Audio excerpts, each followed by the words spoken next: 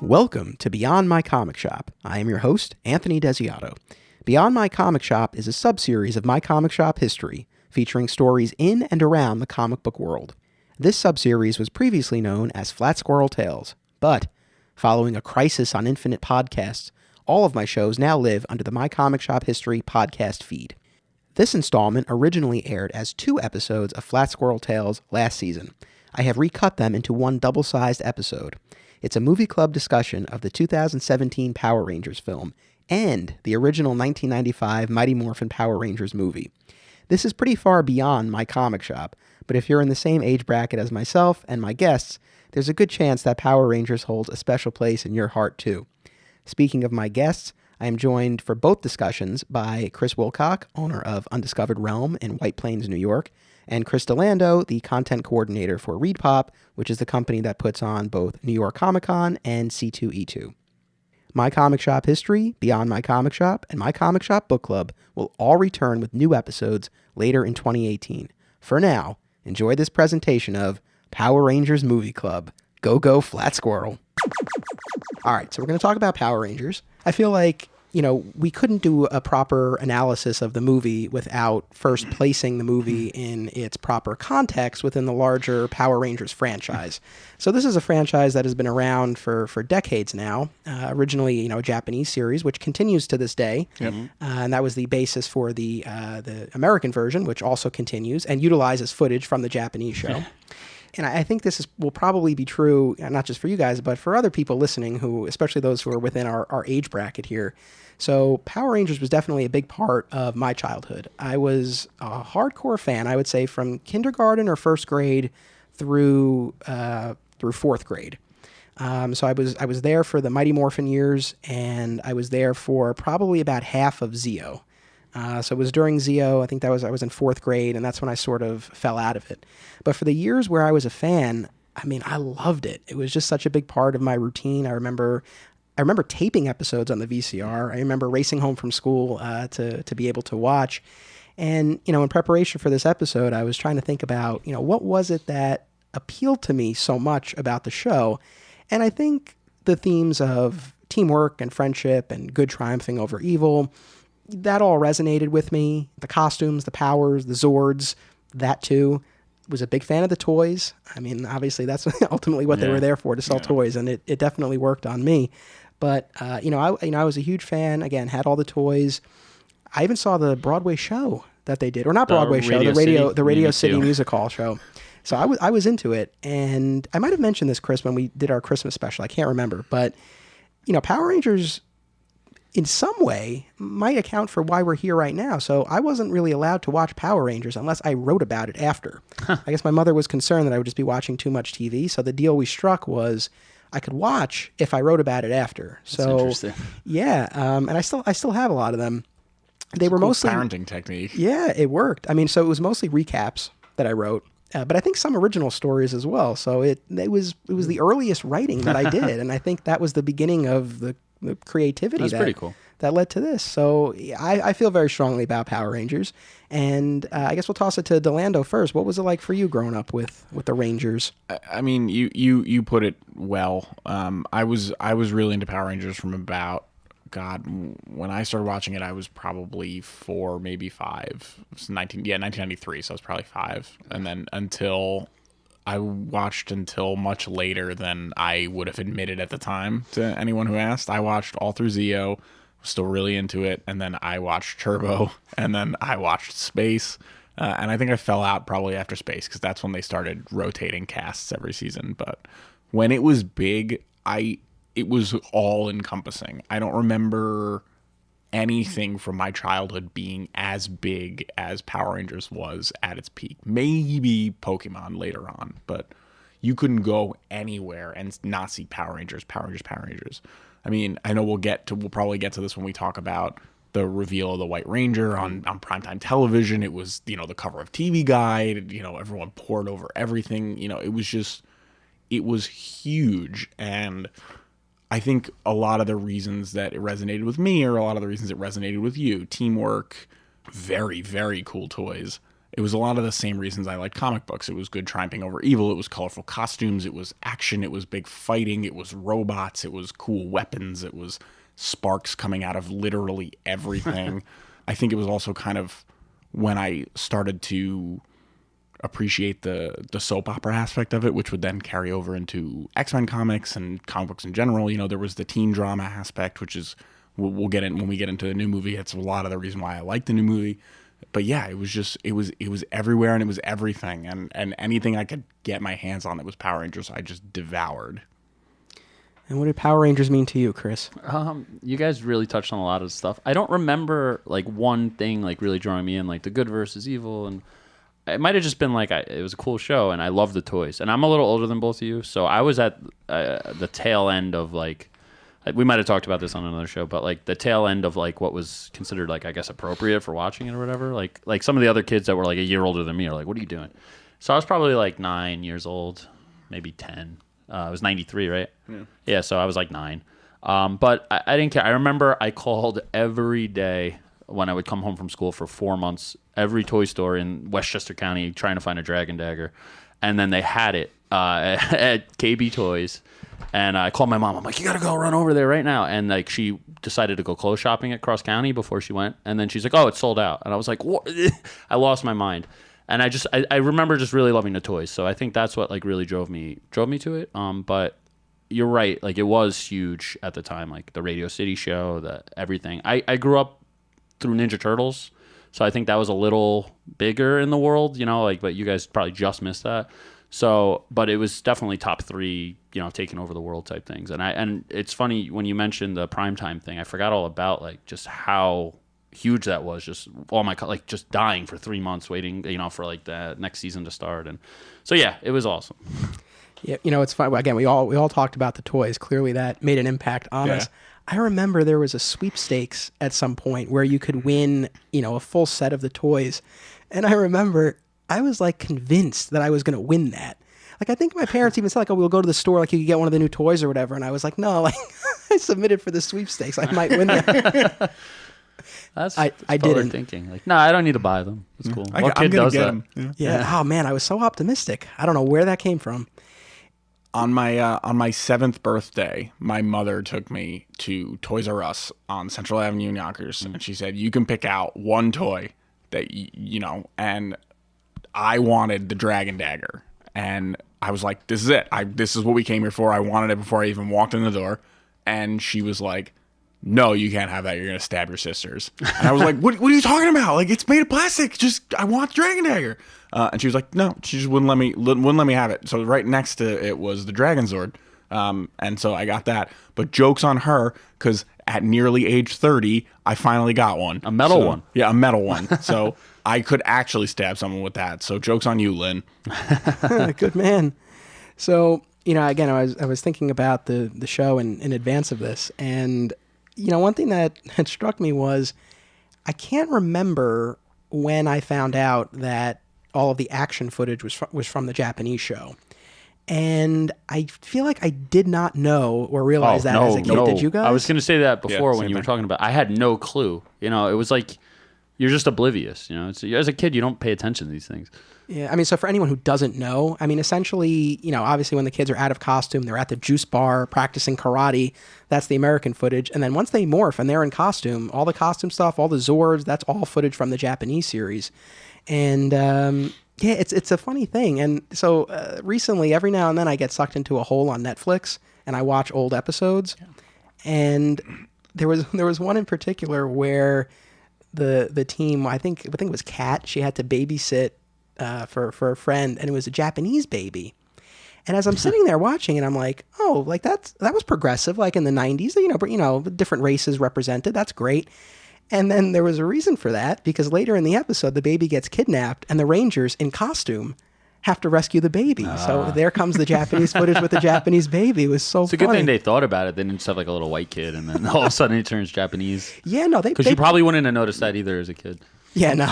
But looking back on it, I'm the same way. I didn't realize at the time that it was all Japanese footage.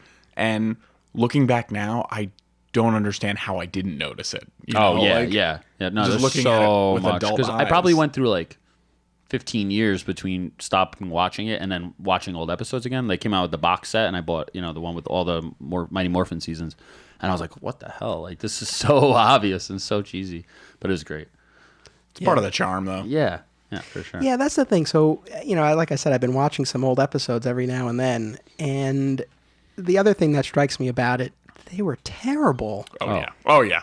But I didn't see that at all. Like, No. I didn't even pick up on it whatsoever. I mean, you don't know what campy is as a kid. Like, I love Adam West Batman, like that was my favorite thing in the world. So I guess, I was into it. You just buy into it. Yeah, but that's what I'm saying. I watched the show. I'm like, how the hell did I watch this? Like, it's great, but only because of nostalgia. Like, yes. Yeah, I mean, I can still appreciate it in that way. But I mean, your parents must have been like, what are these kids watching? This is awful. I know. I mean, for the most part, I watched it by myself, but I remember every now and then, my parents would be in the room, or maybe they'd sit down and watch it. And I remember being like, this is great. And they must have had that same thought. Like, what is this kid watching? Because again, the production value was terrible, and again, you had that switch between the American and Japanese footage. The plots were very simple and very repetitive. Mm-hmm. They all followed the same formula. So it's funny to watch them now, but the nostalgia factor is strong for sure. Oh yeah, you need it. Right? I still enjoy it though. Like many of the things from my childhood, I'd go back and try to I read old comics or I watch old shows or things that I was into, and they just don't hold up. And even though Power Rangers is extremely campy and extremely silly, it for some reason the nostalgia still works on me, and maybe that's just because of how into it I was at the time, but I still garner enjoyment out of it. Nostalgia is a powerful drug, that's for sure. Yeah, so all right, so all lifelong Power Ranger fans, and that brings us to the new movie. Now, before we get into the movie itself, I'm curious about what your viewing experience was the first time that you saw it. Where did you see it? Because I saw it not at my regular theater, and I still enjoy it. Well, we'll get into enjoyment and all of that, but my viewing experience was not what I've grown accustomed to. So my go-to theater, and I know you guys are patrons as well, is Alamo Drafthouse. Mm-hmm. Absolutely. For people who don't know, there are a number of locations across the country. There's the one that we go to in Yonkers on Central Avenue, but it's a terrific theater. They have a very strict no talk, no text policy during the movie. They serve you food during the movie. They do specialty screenings, like the staff. They dress up, when they're superhero movies and stuff like that. It's a really fun viewing experience. Unfortunately, they weren't showing Power Rangers, and I even went so far as to post on the Alamo Facebook page. I said, "Are you showing Power Rangers?" And they were like, "Oh, we don't know. Check back next week." It was the week it was opening. Yeah. But in any event, it never happened there. So I ended up seeing it with my wife and with our mutual friend Zach Wallner. The three of us went to see it at New Rock. And that was my first time there. I did not like Ever? it. Yeah, first time Really? there. Mm-hmm. I was not a fan. Yeah. It's a rowdy crowd, but the theater, since they renovated, is really nice. Yes. Like, they have nice seats and it's good Yes. sound, but I hate New Rochelle. Driving there's a nightmare. But yeah, you're going to get that crowd every time almost you go there. So Yeah, that was rough. So I still managed to enjoy the movie, but I enjoyed it a lot more last night when I bought it on iTunes and I sat here in the living room and I watched it in peace, and it was great. I was surprised they didn't have it at Alamo too, Power Rangers. I actually had a conversation with the manager, and they were like, "Yeah, something definitely happened there." Because he's like, "Yeah, don't get me started." So where did you guys see the movie? I saw it at right up the street from where we're filming right Oh, now, White recording right now Plains in White City Plains. Center? Only because I was at work, and they didn't have a really late showtime, so I only had like 5 minutes between closing to get over there. But I saw it with a few of my friends and my friend's little daughter, which was cool to see because she's only like five years old or something like that, and she loves Power Rangers. She's been watching the old ones on Netflix, and she loves it just like it just came out. So she was super into it. So it was cool to see like multiple generations. I actually saw it at New Rochelle for the exact same reason that they were not showing it at the Alamo Drafthouse, and I saw it opening night. So we might have even been in the same theater, although maybe not because I didn't have a super raucous crowd. Yeah, we waited a little bit. So yeah, we were not there opening night. Why'd you guys choose New Rock out of all the theaters? Well, because now my girlfriend hates going to the movies. She just hates it. it's It's the worst. It's awful. It's fucking awful. Oh, my I'm sorry. God. Can we curse? I feel bad. Yeah, that's All right, fine. All right. Yeah. You got a no. little E now. It's awful, and it's like pulling teeth to get her to go to the movies. And I told her, I said, we're gonna go see Power Rangers. Like, I need to see this movie. Here's what we'll do. They're not showing it at the Draft House. That's normally my go-to. We can drink some beers. I will take you to New York City where we can sit in these nice recliners and you can enjoy this like we would enjoy it at our house, you know? And she said, okay. So that was really the deciding factor, although it was partially because they weren't showing it at the Draft House, because I would have strong-armed into going there. So we ended up there. Zach advocated for it. That's his usual theater, and I had not been there, so I figured, I'll give it a shot. And my wife had been there. They did some like a Newsies special. They did a filmed version of the Broadway performance. So she went to that, and she was like, "Oh, like the theater's nice." And the theater is nice. The recliners are great. Yeah, they have the best seats around. Yeah, but it was just, I'm not a fan of New Rochelle either. That parking garage, forget it. Anyway, so that was the viewing experience. But now, the movie itself. I guess going into the movie, what were you expecting? Not much, honestly. I mean, really, like they really lowballed with the trailer, and it looked a lot like the Josh Trank Fantastic Four movie, which was horrible and looked bad from the get-go. And when I saw that first trailer, I was like, oh, this is gonna be bad. The toys looked terrible. The toys still look terrible. Oh, they're so bad. I mean, the costumes, we'll get into this. The costumes in the Zords they don't look great, but they look a lot better in the movie and in motion than they do in the toys. The toys look terrible. And especially if you go, Target was doing a 2-pack of like the Red Ranger from the movie and a classic Red Ranger figure. And seeing them next to each other was just hilarious because the Red Ranger looks like Meltman from, you remember like Action League Now? I was going to say, the toys look like they took good toys and put them in the microwave for like 30 seconds. Yeah. Like they literally are awful. So it's funny you say melt, man. I mean, he was just a G.I. Joe figure that was like melted. Yeah. So it's like, yeah, you're spot on. Yeah, so my expectations weren't really that high. And you know, as promotion for the movie ramped up, I started to get a little more excited. I was like, hey, maybe this won't be so bad. But I was going to, you know, they had my $15 already. I was going to see it no matter what. Like you mentioned, nostalgia is a powerful tool.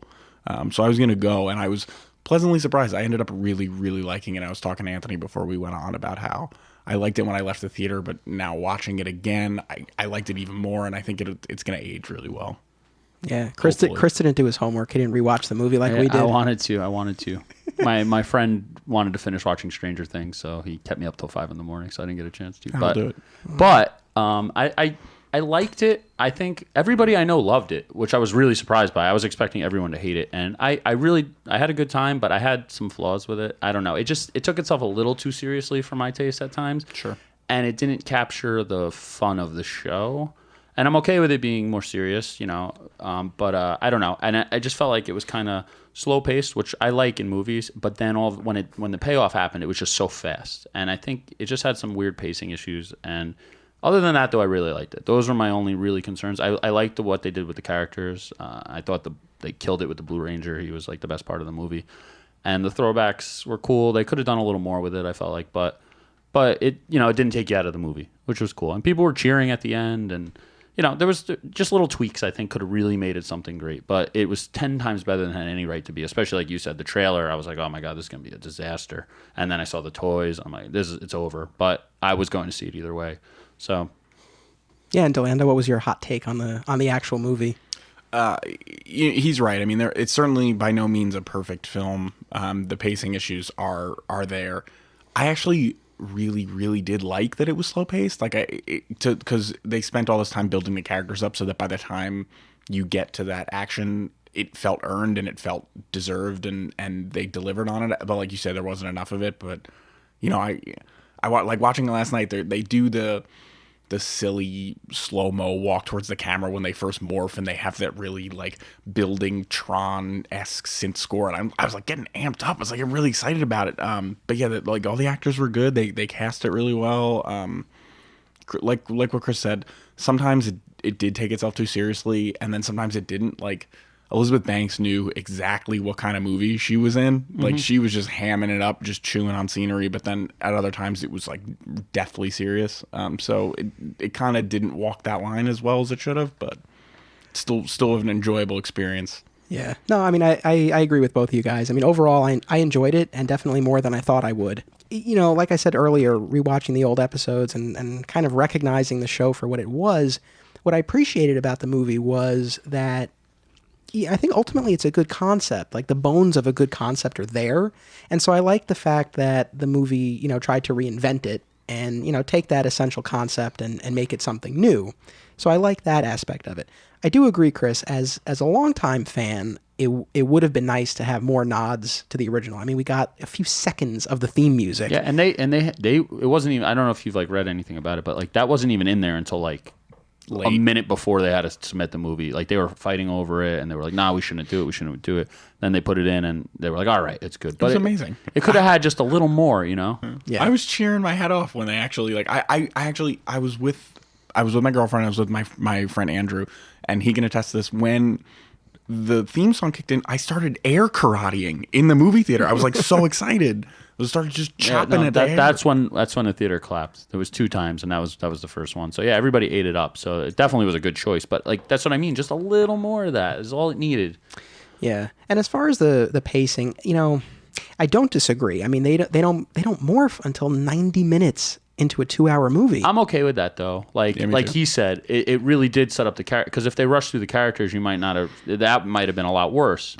But just give us a little more of the payoff, you know? Right. And this is where I guess I'm torn because I agree. I mean, you know, for me, all these superhero movies that we go to see, the parts that I'm usually least interested in are, you know, the big CGI battles and all that stuff. The character stuff is always what I'm more interested in. So for me personally as a viewer, I did like the slow burn, and I like that we got to spend time with the characters and we got to see these different layers and interactions and all of that.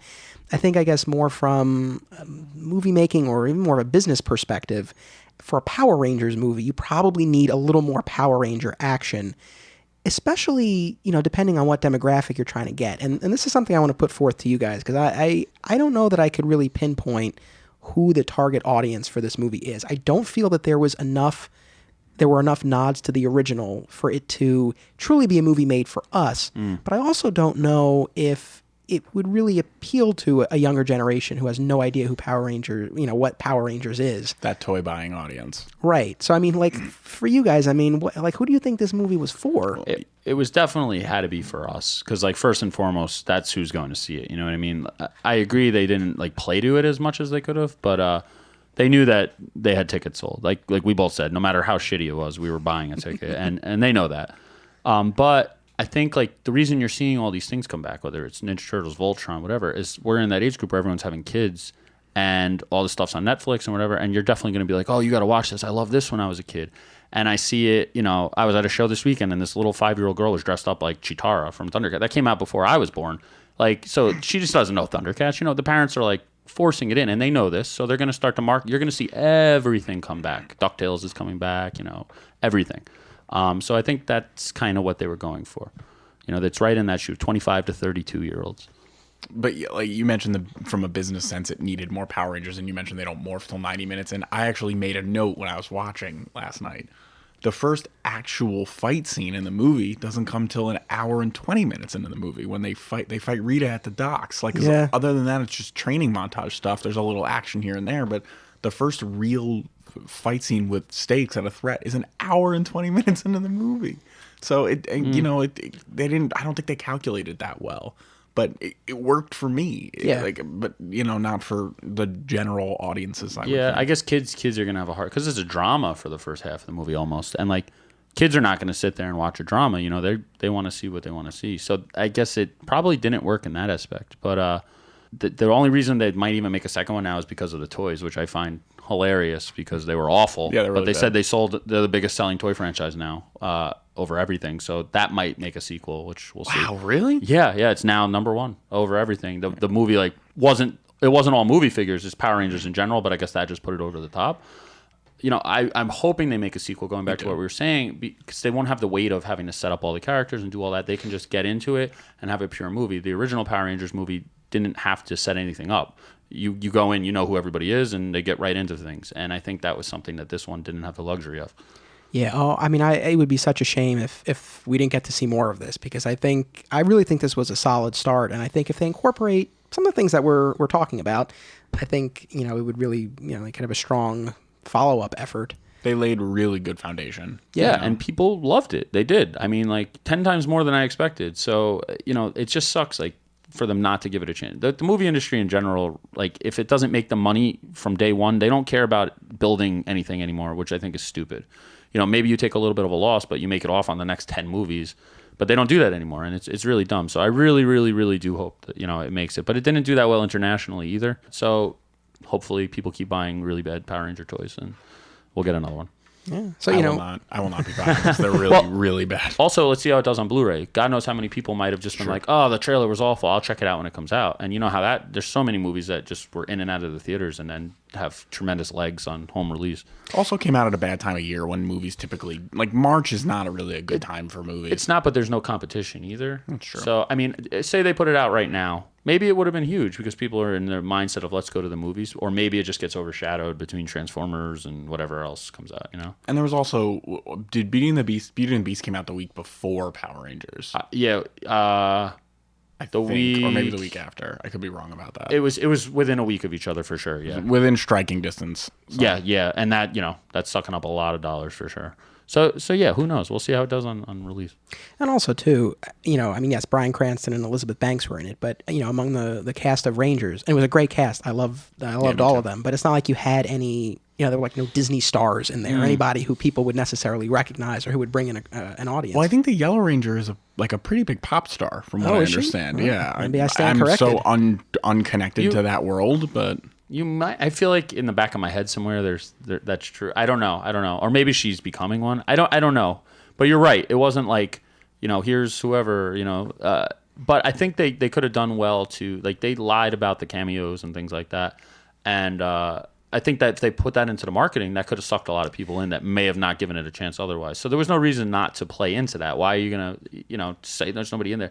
And then going into that too, like, it was just weird that obviously they had the two most popular ones, but why not have everybody?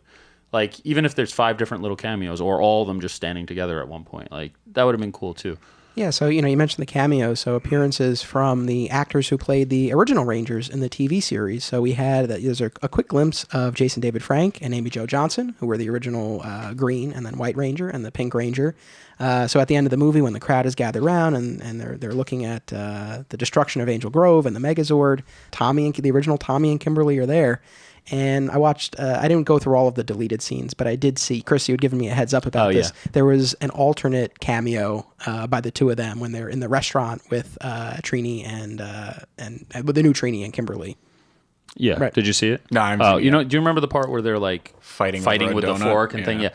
And then, like, they're doing all that and making a scene, and then all of a sudden it just pans over, and, like, Tommy and Kimberly are just, like, staring at them like, what the hell is this? But it was really cool because they actually had Jason David Frank in a long ponytail, and he looks exactly like Tommy, like he just, aged 20 years. And then in the later scene, it looks like Jason David Frank more than, Tommy Oliver. So it would have been cool to have that in there. But... Yeah, I do. I mean, I agree, though. I think more cameos or just maybe some closer ties to the series, would have served them well. Yeah. I mean, part of me, I don't know that I would actually want this. I don't know that this would actually work. But part of me, hoped that, they would establish something that, I mean, again, obviously there were previous teams of Rangers, but millions of years ago. Yeah. They could have set up something where there was a team, maybe decades ago, and it were the characters that we know. That's fine. I guess, who knows? It probably changed. I know, like, the script changed so many times, and maybe they did have more of that in there. And I found that funny, too. They wanted, like, the director of Chronicle. He was the original writer, and then they fired him from it, and then they just ended up making Chronicle with Power Rangers in it, which was interesting to me. But who knows how many revisions there were, where maybe they were a bigger part. I did like them doing the, Green Ranger and Red Ranger thing at the beginning of the movie. Which everyone was speculating on that, Rita was, going to be the Green Ranger, which was pretty obvious in retrospect when she's got the coin in her staff. But they came out with 2 pop vinyls, and it says Rita Repulsa and Zordon, and it's the Red and Green Ranger, and everyone's like, what the hell? This is like the biggest spoiler ever. And I'm like, no, it's like the first 10 seconds of the movie. Don't worry. And they're like, oh, okay. But that was a nice little touch, and they did a lot of cool stuff.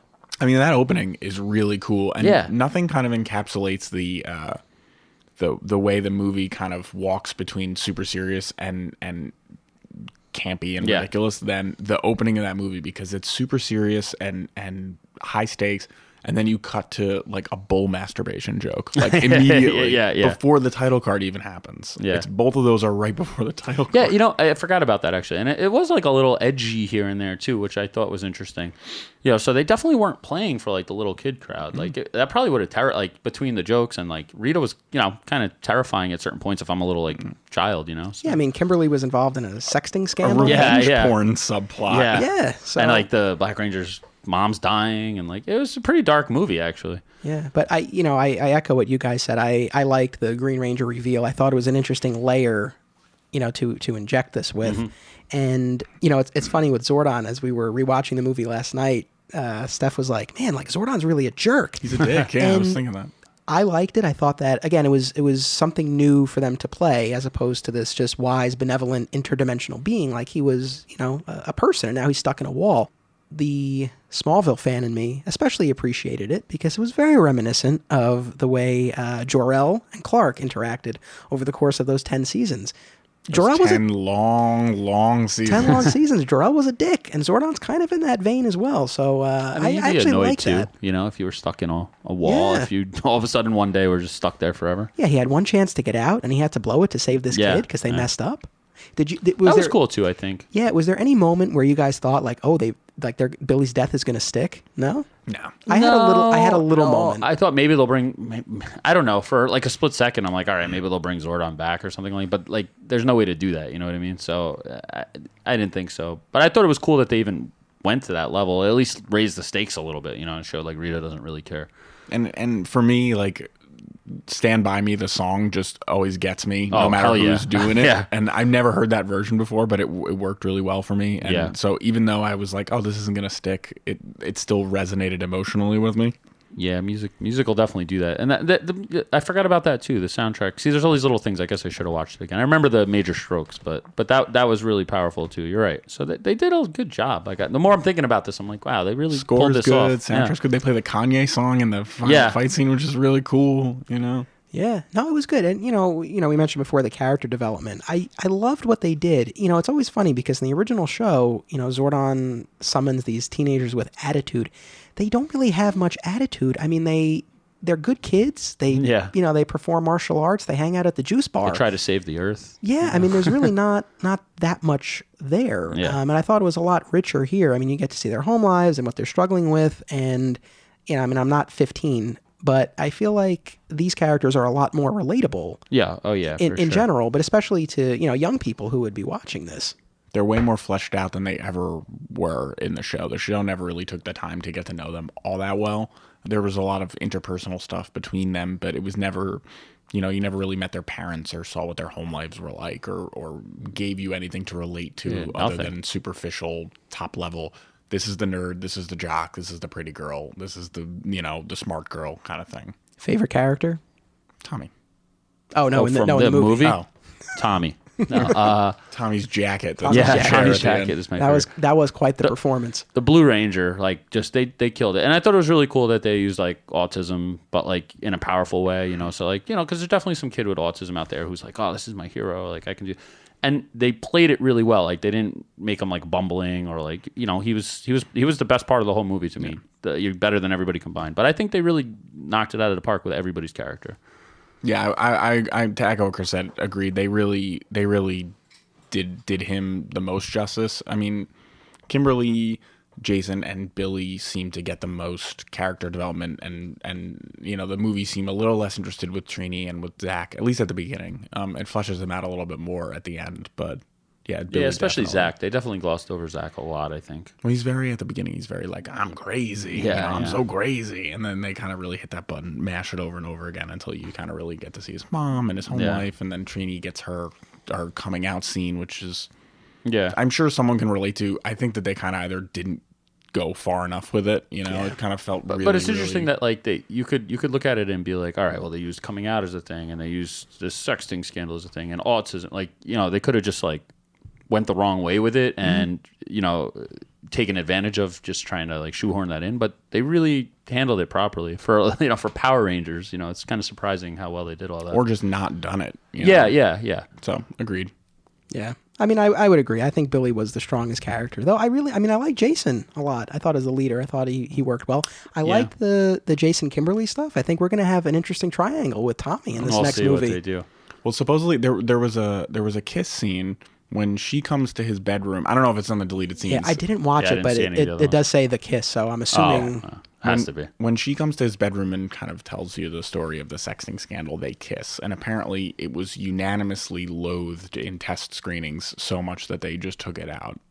So I'm anxious to see what they do with that. Although The rumor, I don't know if there's any truth to this, but there was a rumor going around that Tommy might be a girl in if they do a sequel, which you can still do the love triangle, but from a different perspective. Yeah, I feel like that works. I don't think they should just make it a girl just so they have a girl, you know. But they just handled everything else properly, so maybe they would do it cool. I'm okay with that because, like, I don't think you can live up to Jason David Frank. Like, I think they have to do that just to, like, wipe the slate clean because otherwise no one's ever going to care about the character. Like, they're just going to be like, I want the real Tommy. So no matter what they do. So that's a really tough role. He is the Power Rangers, you know, like it is what it is, but that's the truth. That's interesting. I had not heard that. That would be really interesting. But those are good points. I think that look, Zach, as he's listening to this, he's like, "Oh, no way!" But that might be the way you need to go.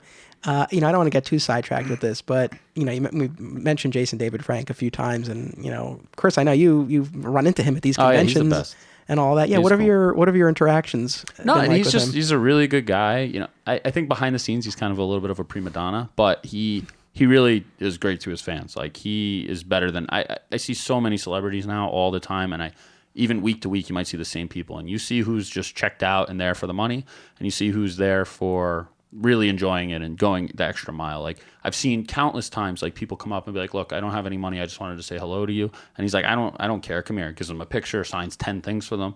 And I think that's really cool because nobody else is doing that. You know what I mean? And, I know that he's still raking in a ton of money. Don't get me wrong. But he doesn't have to do that stuff. He could show up, do what and it works. His line, whether it's a tiny show or New York Comic Con, his line is a mile long the entire weekend. And, he's making more money now than he did at the height of the show. That's for damn sure. But it's genuine. I've never seen. That's the best way I can describe it. I guess I've never seen another celebrity be as genuine as he is, and that's cool. Interesting. Yeah, and I mean, I haven't met him, but I've seen mostly stuff that you've written about him, or some of his posts online and things like that. And I mean, his self-interest aside, because that is what it is. Hey, it's a job. Yeah, it's a job. But like, it seems like he is, he's cultivating the Power Ranger fan base and interacting with them, and that's cool. Yeah, I mean, he's the spokesman for it. I mean, he's done more to keep it alive than anybody else. That's for damn sure. And I love when he jabs at Austin St. John. That's my favorite thing because Austin St. John's a dick. They don't get along, right? Oh no, and he's such a douchebag. Oh really? Yeah. So the actor who played the original Red Ranger, yes. Yeah. Okay. So, but this bad blood goes back to. Oh yeah, all the way back to like filming, basically. Do we know what it was? Was it just ego? He was probably like that back then, and he just didn't like it. He forced him to go to the World Teen Peace Summit. yeah. Then he came back though. He was the Gold Ranger. Sure, yeah. Were they together? I stopped watching at that point. Were they ever on it again together? Yeah. Oh, really? They were. So again, the original Jason, Zach, and Trini left salary disputes, and they went to that World Peace Center, whatever team, and then Jason came back. Austin St. John came back in the Zeo season as the Gold Ranger, and then they reunited again in the Forever Red episode. Yeah, this was seasons later. Yeah. Well, and in the Turbo movie. Oh, that too. Yeah, right wow. on. Yeah, I forgot about all I never saw the Turbo movie. Oh, Turbo movie's good. Yeah. Turbo movie holds up. I enjoy it. I don't know. He just, they don't get along. Let's just leave it at that. But it's fun because he just does everything he can to jab at him, and it's great. And everybody thought it was swept under the rug because they took a picture next to each other at the movie premiere. But then as soon as he had a chance, he was right back at it again last week. Well, were you? So I only met Jason David Frank once, and I think I was with you. I think it was the first year he did New York Comic Con, and we waited on the line for. God, it must have been an hour or two. Oh yeah, at least it was a long wait, and we were very close to meeting him, and they capped the line or ended his time and pulled him aside and took him away, and we were all really noticeably upset. Like, I had a Green Ranger action figure waiting to be signed, and he came back out and he grabbed me and Chris and whoever else was with him. He was like, "Come back here," and he ushered us behind a curtain, and he signed our stuff and talked to us and took pictures with us even after his line was over, and it was a really great cool. fan experience. It was the first. I think it was the first show he did, and I try to tell people this story all the time because I'm really glad that I got it then because they gave him an hour slot, so they needed a table for another celebrity, so they literally had to pull him backstage and scramble, and they figured it out or whatever. But yeah, he did whatever. But I love that I have that picture because he's he's still in great shape and jacked, but he's a little chubby. He's got his hair hasn't been cut in a little while. He's in slubby clothes, and now he's just head to toe Louis Vuitton everything. He's private jet, this, that, and the other thing. He's buying his daughter a car for her 16th birthday. It's just a completely different thing. And again, it's great because he's still I hope he makes $1 bazillion. The money is irrelevant, but it's just cool to have seen that that could have say he didn't take off again. Like that would have just been the Jason David Frank that clearly wasn't doing anything for a long time. And it's just I'm glad I have that photo. And that was only like 5 years ago. Yeah, not even. I think it was like 3 or 4. Yeah, oh, that's cool. Yeah. So, circling back to the movie, this came up earlier, mentioning Elizabeth Banks, her performance, and how it didn't quite mesh with the tone of the rest of the movie. I mean, I love her as an actress. I don't know that her take on Rita was the right one for this movie, because again, it did feel very campy and over the top, and the rest of the movie was, the tone was very, very different, much darker, more somber. So I don't know. I mean, was it a contrast that you enjoyed, or did it feel out of place? A little bit of both. I mean, she was also, she was like murdering people, which is pretty serious. True. But, the thing that I think was campy was like the whole Goldar thing. And like, I think they went a little too far with that, being too realistic. But but other than that, I think she did a good job. But, I think that's just what they presented her with. And, and I really do feel like it was a product of like 3 different versions of the movie getting mashed together at the last minute. So who knows? Yeah, I mean, she clearly was somewhat out of place, but I think I respected it because I always respect when someone really just goes for it. Oh, she was into for the fences, and she really did. She was chewing on big pieces of scenery that whole movie. And so it's just funny that like watch. she's like such a, I don't want to say character actor, but she really does get into it. I mean, like look at like the Hunger Games and things like she's really, and she does a good job. But I really want to see Lord Zed in this universe. I think that's what they need. Like the second movie, if they can pull, I think if you give him like a more of an edge and he's just not like a buffoon, like it could be really good. I think it's got to be Zed for the next one. What else are you gonna do? Unless you do like King Mondo and you do a Transformers-esque thing with all of the machines. I would think you'd do an evil Green Ranger movie, but there's got to be some kind of other threat, which could be Zed or something. But I would think that Green Ranger would be your big focus. But who? That would be a cool way to introduce the character instead of just like, hey, I'm showing up and now I'm a Power Ranger. Right. But if Rita's out of the picture, obviously she's not out of the picture. But like, how do you think they bring her back in and then she tries to get her coin by sending on Tommy? That could work actually. Like, I want my powers back. Like, let me send this new kid in school. I'll trick him and blah blah blah. That could work. She was on her way to the moon. So we're close to that, that traditional moon. But it would be cool if I wish they had like I like all the side characters and like I know it's like super campy. You're not gonna have like Babu and Finster and but like I'd love to see Finster. I agree. I think it would be so cool like if they could just figure that all out. Hey, speaking of the side characters, did you guys miss Bulk and Skull? No, I didn't. No? Yeah, I picked up on it right away. Where? They're in detention with them. Oh, like really? The bully that torments Billy right at the beginning is one of them. I think they're both in detention, maybe. It's funny when I said, "Did you miss Bulk?" I didn't mean like, "Did you like not see there?" I just saw like, "Did you miss them not being in the movie?" Yes, I did. Yeah. I definitely did. I didn't pick up on I didn't that either at all. And you're probably 100% right. It just went right over my head. That's interesting. They're dressed like them. They're meant to look like them. Oh, that's cool. And I didn't see anybody mention that. You might be the only one who noticed that. That's sweet. Either way, though, I mean, they certainly weren't featured prominently. Did you miss that aspect of it? Somewhat, yeah. But there's no like. Where were they? I don't know where. Yeah, they would have felt more out of place than even. Rita. I also think they should have like at least thrown in like the juice bar or something like that, or like. And you know what bothered me about the Ernie? Was the like it was a Krispy Kreme's commercial that took me out. We haven't gotten to that. The literal worst product placement. Yeah. Like in the history I want to know cinema. what they paid for that because like I hope they paid for the whole movie because that was insane. Like it took me out every time.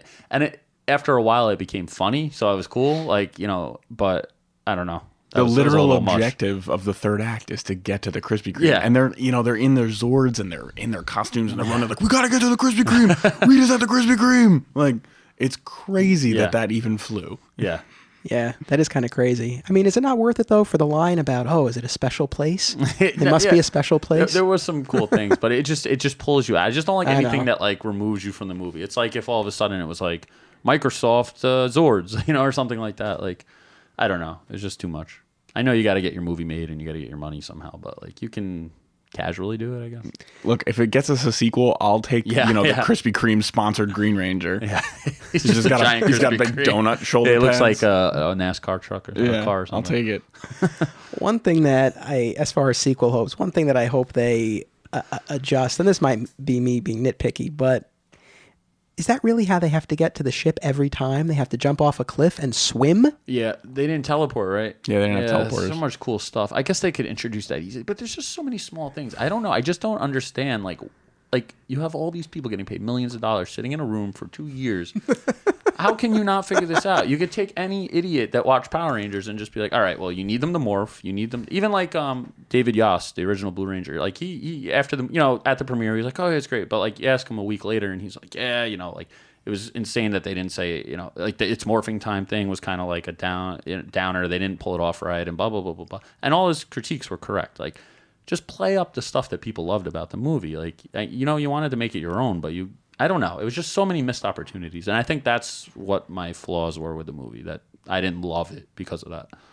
I don't know. You could have worked that stuff in and still maintain this, this tone that you were going for in this movie. Like the guys hyper serious. They're jumping over buildings and crap like that. How hard is it to just teleport? Like it's like alien space technology. You work it in 2 seconds. On that note, what did you guys think about the fact that the coins gave them powers when they're not in costume? Because that was a departure. It felt like it made sense, and it's not like they were, like over the top. Well, with they made it the more powers. like symbiotic, right? Yeah. Like, I think that was cool. Like, see, stuff like that I'm okay with. I don't think you have to be like married to the source material where we can't do that because it wasn't like that's fine. That's a perfectly logical like jump, and I think it worked really well. But then work the other stuff in. And it didn't bother me because it was never really expressly stated in the show, but they clearly had some kind of abilities out of costume too. They were flipping all over the place. They were just really good martial artists. Teenagers with attitude. They had really good attitude. That was the attitude. They were just super kicking putties in the face and shit. You know. Well, that's all they did was when they weren't rangering. They were just practicing martial arts. That's true. And drinking juice. Yeah. They were, to borrow a line from Always Sunny, they were masters of karate and friendship for everyone. That's good. I want a shirt with all that. They did. That would be good. It was a surprisingly poignant coming-of-age story wrapped around a superhero movie, as opposed to normally you get, just your standard superhero fare. Like, I really, really did enjoy that teen aspect of it more than the actual, action stuff. And it felt earned when you got there. It felt like it was deserved, and they achieved something, and it was just cool. And they had 5 characters. That's a lot to juggle. And it's I think they did it well. What other things about the movie stood out to you guys? Well, either positive or negatively? We talked about Krispy Kreme. Krispy Kreme's bad. Yeah, Krispy Kreme's bad. I don't know. We talked about the look of the costumes. We'd been very briefly. I do want to talk about that a little bit. Yeah. The toys look terrible. The Zords look terrible. They look a lot better in the movie than they do like on a shelf. The costumes in motion I thought looked pretty good. The Zords kind of looked a little janky. That could be budget more than anything. It was more of a CGI thing than a design thing, I think. I did think that Goldar looked like a giant gold turd. See, that was stupid. Like, I don't know. That was another thing that really bothered me. Do you lose something too when Goldar doesn't speak? Yeah, but then it goes into the whole campiness of it. So I guess, I don't know.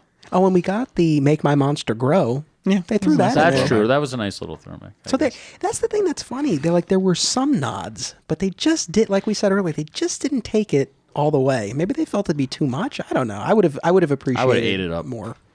I also liked, we touched on the beginning with the adding that wrinkle of mythology to Rita being the Green Ranger, but we didn't talk about the MacGuffin of the movie being the Zeo Crystal, which is a cool, laying track for the mythology of this universe. They were talking about doing 5 sequels. I don't know how realistic that is now, but I'd love to see where they go with it if they did do 5 sequels, and that's clearly an avenue they could take. Yeah, it's really ripe for something like that where you could build up all this backstory that we didn't get. Like you were saying before, like you never got to see their parents and this, but it would be cool to see a lot more of the backstory. Like, am I wrong? But Zordon was the Red Ranger in the original series too, right? Like way back in the. Okay. I thought so, but nobody else seemed to remember that. So I think so. I'm almost positive. Yeah. I feel like they might have established something like that, but like later on, I don't think that was part of the original. No, thing, I don't think I think they got to that around like space when they were all looking for him. That sounds about right. No, because I didn't watch that. So I feel like they did mention it was in it wasn't like a major plot point or anything like that, but I think that was the backstory. Something that was like a little glimmer on the show for like a split second now had some backbone here, and that's pretty cool. And they could show a lot more of that. And obviously you have eons of people fighting and being on these teams and blah, so it's just, I think they could do a lot with it, and it would be nice to see it get fleshed out, like you said. I don't know. I hope they do, because it would be really nice to not be saddled with all the backstory and just get some action. Just go right into it. No, speaking of Zordon, though, I was thinking of this as you were mentioning it, but the original Mighty Morphin Power Rangers movie, when Ivan Ooze attacks the command center and then the Rangers find Zordon out of his chamber, bugged me out as a kid. Right? Yeah. I've never talked about this. Wearing this weird like turtleneck sock. Yeah, like it was kind of traumatizing. It was, I mean, just the way they depicted it, but also it's like to see Zordon not as a disembodied head. It was kind of crazy. But also, weren't you like, there was a dude in there the whole time? Why didn't you just let him out? Yeah, like, it's never established why he's got to be this floating head. There's a dude in there, the logistics of it really... But once again, I didn't think about it as a child. Like, it's just like, okay, cool, he's out. Like, I don't know. I remember seeing that movie like the day it came out and just being so excited. You don't care about anything else. Nope.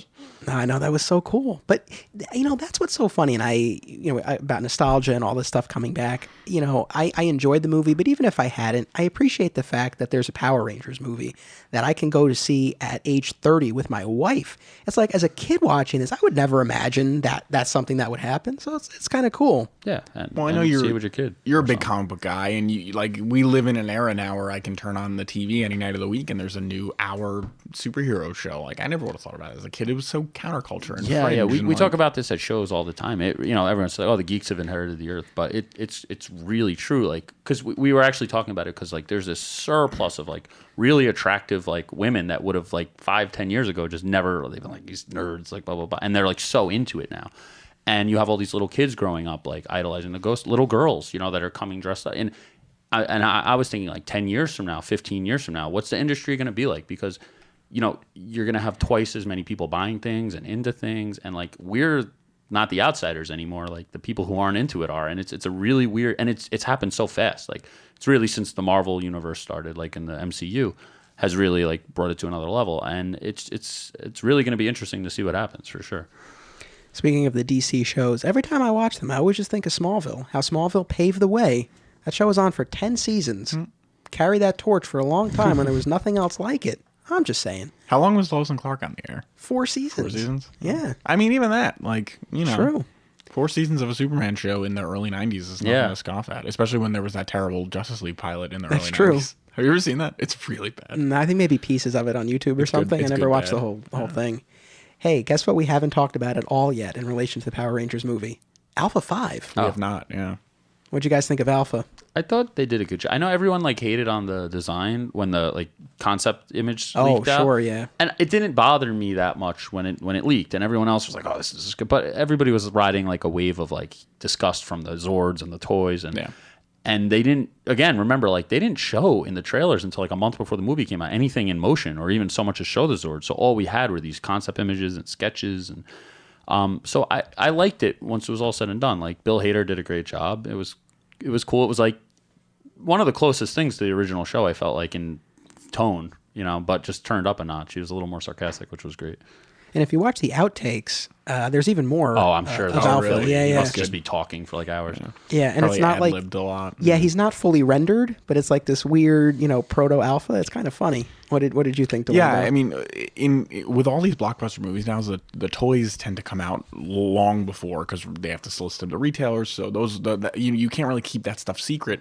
And this was a case where the final product on the toys really did not match the movie. And if you're just judging off of that, usually it's a fair barometer of what to expect or what something's going to look like. But this was really bad. And so when you see Alpha and he looks a little weird, I can get why someone would be a little upset about that. But it looked in line with everything else. It looked sufficiently alien and strange, and it didn't bother me that much. And Bill Hader was a perfect choice for it. He could he was a really, really good choice for that. I can't be the first person to say this, but you remind me of Bill Hader, Delando. Do you get that often? No, not really. I can see that. Now that you've said it, I know what you're saying. Like, he's got that kind of tone about him. What's weird to me is Bill Hader looks exactly like my uncle. So like I always see that. So but like personality-wise, a little bit, just the sarcasm, I guess. Okay. Like I could totally. That's a good thing. I could totally hear. I could totally hear Delando doing. Yeah, he's got that. You have a bit of that tone, I guess. I don't know. I know what you're saying. Right? Maybe. All right, I take it. I go. like it. I could be the next Alpha. Yeah, I was just going to say, maybe if he doesn't sign again, He doesn't want to do the next 5 movies. Yeah. Although he probably rolls in his pajamas. And Well, that's just, the you thing. know. That's he's got the best gig ever now. He's just doing Yeah. all his voice stuff, and like you get paid so much, and you literally do it in your bedroom. We did mention that Zordon was a total dick, which I thought was really an interesting take. Speaking of Zordon, I didn't mean to cut No, you go off, ahead. I'm but just I looking like for that these. they used Bryan Cranston. He's one of my favorite actors, but me it was a too. cool little throwback. If people out there don't realize, he did a ton of the like villains and voices and stuff on the original series, so that was cool. But go on. We touched on this very briefly, but I can't overstate how much I like. My favorite moment in the movie is when they finally morph and you do that slow-mo walk, which has been overdone in so many movies, but the combination of the music and just the build-up from the whole scene and the whole movie, it was really cool. And I found myself in my apartment cheering by myself last night, just like really getting amped up over it. So I think the movie's worth it for that scene alone. Yeah, I mean, it's a slow build up to that, but it's worth the payoff. Yeah, absolutely.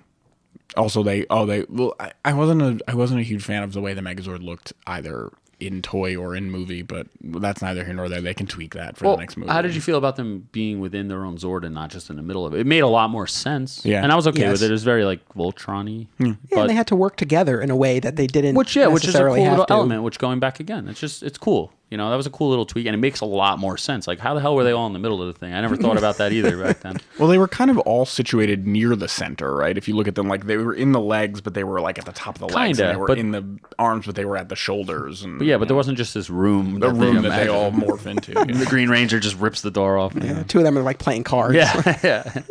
Yeah, why did you even need 5 people to pilot it back then? Like, it was just the one. Like, this know. made sense. Like, they all had to do something. The other 4 were there to make like hand motions Yeah. whenever And it- Jason was yeah, doing something. exactly. And it tied into their, like, you know, you need to work together, teamwork thing, which was cool. What was your take on it? Because it seemed like the forming of the Megazord was like a failsafe that got triggered when it seemed like they were going to be destroyed. Was that something that you think they were designed that way and Zordon just didn't tell them, or or was that something that just happened? I thought it kind of tied into the way they morph. Like they have to put aside all their baggage and their bullshit and just kind of, stand together. And like there's that moment where Jason's like, like hold the line, and they don't, and they get pushed over, and they just kind of all kind of move together, which is kind of weird because they're all giant robots, but they're like, like they're basically hugging, and then they just kind of work together and become the Megazord. So I kind of thought of it as an extension of that, but that was just my take on it. I do like the failsafe idea, though, because, like, everyone's always like, why the hell didn't they just form the Megazord every time and just fight, or Ultrazord or whatever? And it's true. Or the sword, it was just so many stupid things that I never thought of. But that's a cool way to get around that. Like, you can only do it when you absolutely need to or something like that. So that's cool. And actually, kind of along those lines, I liked Zordon's rules, particularly you should never escalate a fight. Because that does kind of account for it, too. Because you watch the original show, and it's like, yeah, why wouldn't you just get in the Zords and form the Megazord and stomp whoever you're fighting? But you can't. You can't escalate the fight. You got to wait until the monster grows. Then you can get your Interesting. It Zords. still doesn't make sense. It's a lot of work for And no you can't, reason. yeah, and you can't form the Megazord until you've been sufficiently thrown around. Then, and only then. Going back, maybe you remember because you guys have watched. Why did they form Ultrazord like back in the show? Like, what caused that? Like when they'd be like, all right, we really need to get all 3 things together here. And They had footage of the Ultrazord in that episode. That's really what it is. it's so Yeah. random. I just remember thinking as a kid, like, what are the villains doing while they're spending all this time morphing, or while they're spending all this time forming the Megazord? Why don't they just go over and just like stomp on the saber-tooth tiger while she's just like coming out of the pit or whatever? They got all this time. What made you stop watching? Because I was talking about this. I was obsessed. I rushed home every day to watch it. I loved all the toys, everything. And then one day, it wasn't even like a gradual decline. Someone just flipped a switch and I stopped watching it. And I can't remember why. Like, even up to the movie, when they got the Thunder Zords afterwards and, like, the primetime reveals and all, I got through all of that. And then one day I just stopped watching. And I don't know why, and I can't remember. Do you have like a key moment? I don't have a key moment, but I was in and out for space a little bit, and then I probably wasn't watching super regularly. But then after space ended, they switched over to doing new casts every season, and they were not as related. So I was just like, well, then I'm not going to watch that. Yeah, because you're not pot committed anymore. Yeah, space was still in, and it's maybe the comic book fan of me. Space was still in that continuity, and it was still related to Mighty Morphin Power Rangers. They were out in space looking for Zordon, who had been kidnapped. I gotta watch these. I'm gonna go back and watch up to that point. Yeah, no, it sounds sweet. That's why even more reason I don't. Maybe I just got like I was like 13 at this point, 14, and I just was doing other things. Yeah, you're too cool for it at that point. Like, I don't know. I was older at that point. I don't know if that's the case though. Like if I liked it, I would. I've never been like one of those people. Like if I like something, I'm gonna watch it. You know. I know. I was thinking about this too because, like I said, I was 4th grade, and it was probably midway through Zeo. Because again, when I'm on Netflix, I'm trying to figure out exactly where I stopped, and I hope it was that I lost interest. I can't really remember. I mean, I do remember that it wasn't as cool. Like I remember 1st grade, 2nd grade, 3rd grade to a point. Like people were into it. Like it was like we all watched it, and then by 4th grade, like I was one of the last remaining kids in the class who was still watching it. And I mean, I hate to say it because I don't feel like I'm one who bows to peer pressure, but I feel like that was part of the reason why I was like, oh, it's not cool anymore. But at that age, you kind of are, even without realizing it, because you gotta, everybody is. You want to fit in, and it's brutal when you're into the one thing nobody cares about, Especially when it's something that's being perceived as for children. Yeah, and I had that. Like I was getting made fun of. Like I had my dragon. And I finally got the damn dragon dagger, and I was like walking around the playground, and they're like making fun of me for having it. I was like, I don't even give a shit. So as we wrap this up, we hit on this earlier, but as far as hopes for the sequel, what? That's what I was going to ask. Yeah, what kind of things are you hoping for? Lord Zed? Dragon Zord. Yeah, gotta have the dragon sword. And I want a dragon dagger that doesn't look. I don't want some ridiculous like sword or something. Like it's got to be what it was, and don't play with it too much. Yeah, the morphers didn't look that cool. Yeah, the morphers are awful. And then going back to the toys again, like oh my god. They're so And they didn't bad. even use them in the movie. They didn't have morphers in the movie, so why do they have toys? You're right. See, going back again, I'm sure they had it like a month before the movie came out, and they just chopped it out. Oh, before we segue again, there's a scene at the end of the movie where Jason puts a power sword back into the command center. There was a whole plot line that's cut out of the movie where Zordon, tells him that the sword will manifest itself when you prove yourself to be a leader or something like that. And it's supposed to be that big moment when he jumps and it materializes and he punches. Just not in the movie at all. But they kept the payoff scene. They kept that end scene for some reason where he returns the sword. I didn't think about that either. None of them had their weapons, which, man. And they didn't form the Mega Blaster or whatever the hell it's called. They really screwed up. Take back everything good I said about this movie. Yeah, no, I mean, I would echo your wish list for the sequel. I'm assuming we get one, and I hope we do. I guess my hopes are more, I guess in terms of tone. I think a little bit more of a balance between the grounded realism and the drama, among the group, but balance that with the maybe a little bit more of the campy fun that we grew up with. Yeah, that's all. Totally agreed. I really hope we get a sequel. And maybe it'll be awful and they'll show that they screwed it all up. But I want to at least know. I don't want to sit there wondering until they decide to reboot it again 10 years from now. What could be if with a nice budget and, the cool characters. So hopefully we get it. Yeah. Well, guys, thank you very much for discussing Saban's Power Rangers with me. Absolutely. Anytime. You guys ready to talk more Power Rangers? Let's do it.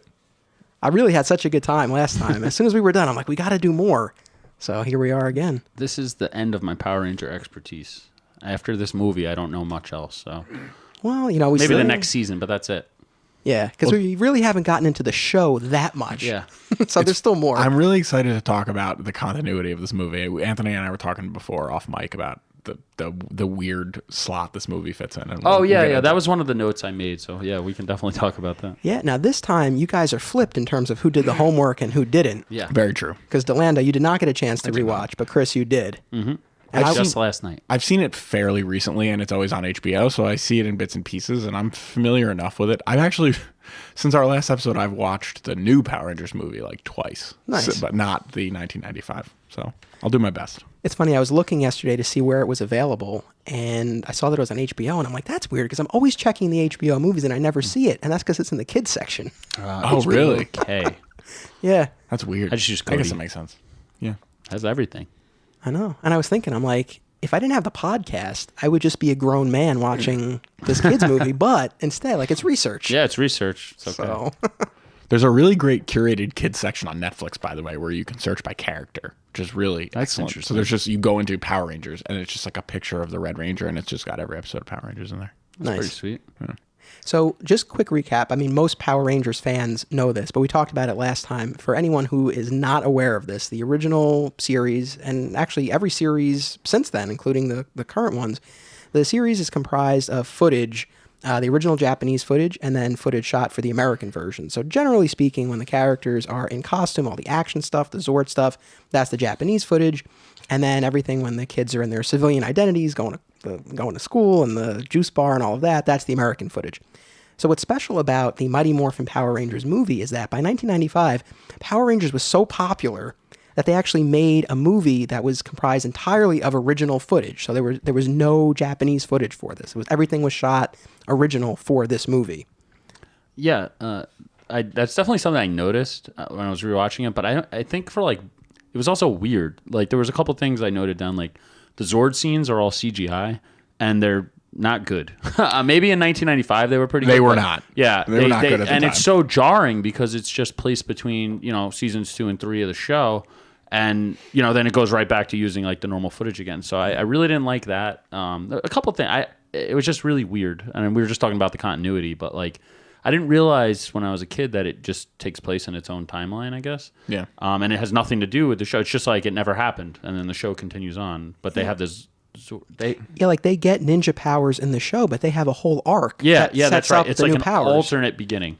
Yeah, I was mentioning this to Anthony. Like this movie was my like we grew up reading comics. Like this was my first brush with like continuity and and kind of understanding that. And I didn't have a word for it at the time. And I looked it up after. Like Age of Apocalypse came out around the same year, and that was kind of my real foray into this, the X-Men comic. But yeah, I just remember watching this as a kid and thinking something's off about this movie. It looks different. It feels different. The CGI is bad. CGI was bad at the time, but and then I learned much later that it kind of is in its own continuity. It's out of canon, I guess you would say, because they contradict everything immediately right after when the show came back. They tell the same story, but in a different way. They get the same powers, the same Zords. Yeah. They have those weird ninja outfits that they fight in, which made no sense. Why did they do that? Like, I wonder, because I don't know. The Turbo movie is literally leads right into it. They used it as a lead into the next season. Why wouldn't you make every little kid have to go see the movie in order to understand what's going on in the show? It just made no sense to me at all. And then they have like metallic costumes for some reason, and then like the Yellow Ranger has lights built into her helmet just because it's convenient, and like all these accessories. Weird things. The Red Ranger can scan like he's like the Terminator for villains and see what they're made of. The pterodactyl whip. Yeah. It was really peculiar, and I don't remember noticing any of these things as odd when I was a kid. I don't know that I've even seen this movie in at least a decade. Oh, really? So it never occurred to me until now. I'm like, what is all this? So yeah, very odd choice, and I wonder if there was a reason for that. Billy had a taser. Do you remember? Yeah. He legit had like a taser. The only thing I could think of was that they had the toys ready to roll, and they wanted to like have a really big platform to sell toys, because the toys. There was a separate movie line of toys. Actually, you know what? That doesn't even make any sense then, because there was a separate movie line of toys. It wasn't like they were trying to re-energize the show's toys, because then those same Zords came out for the show. That's true, but like I have both White Ranger action figures, and they're metallic, so it's the same figure. They just gave it a metallic paint job on, and I don't know if I'm assuming they made all of them like that. Oh yeah, but I only have the White Ranger. But it's weird. They could have sold a different set of Zords, like you said. They could have done anything, or they could have just made a huge intro to season 3. I think it was. 3. Yeah. So I don't know. Very odd. I know, it is a really curious decision. It's cool though. I mean, it's its a own weird thing. relic of a bygone age, because almost everything came over. Like the Tengus, the birds, which were like the replacement for the putties, were the bad guys in the next season. Like the only things that really didn't carry over was their origin for how they got the ninja powers, which was the island. Dulcia was her name. She's like a Xena knockoff, and then Ivan Ooze, who was the bad guy, who I'm sure we'll talk about at some point. They had their own bad guy. They had a ninja robot who gave them their powers in the season. Ninjor. Yeah, I always thought Ninjor was cool. He transformed into his own Zord. Yeah, I don't remember a lot of this from season 3 now. I got to go watch that too. I have the DVDs. Side note, I posted about this on Facebook, but I wanted to talk about it while I have you here as a tangent. So after we did our last discussion, I fell into another Netflix hole and was watching old episodes of Mighty Morphin, and I watched the 3-part Return of the Green Ranger storyline, where the Wizard of Deception creates a Tommy clone and he becomes the evil Green Ranger and they fight.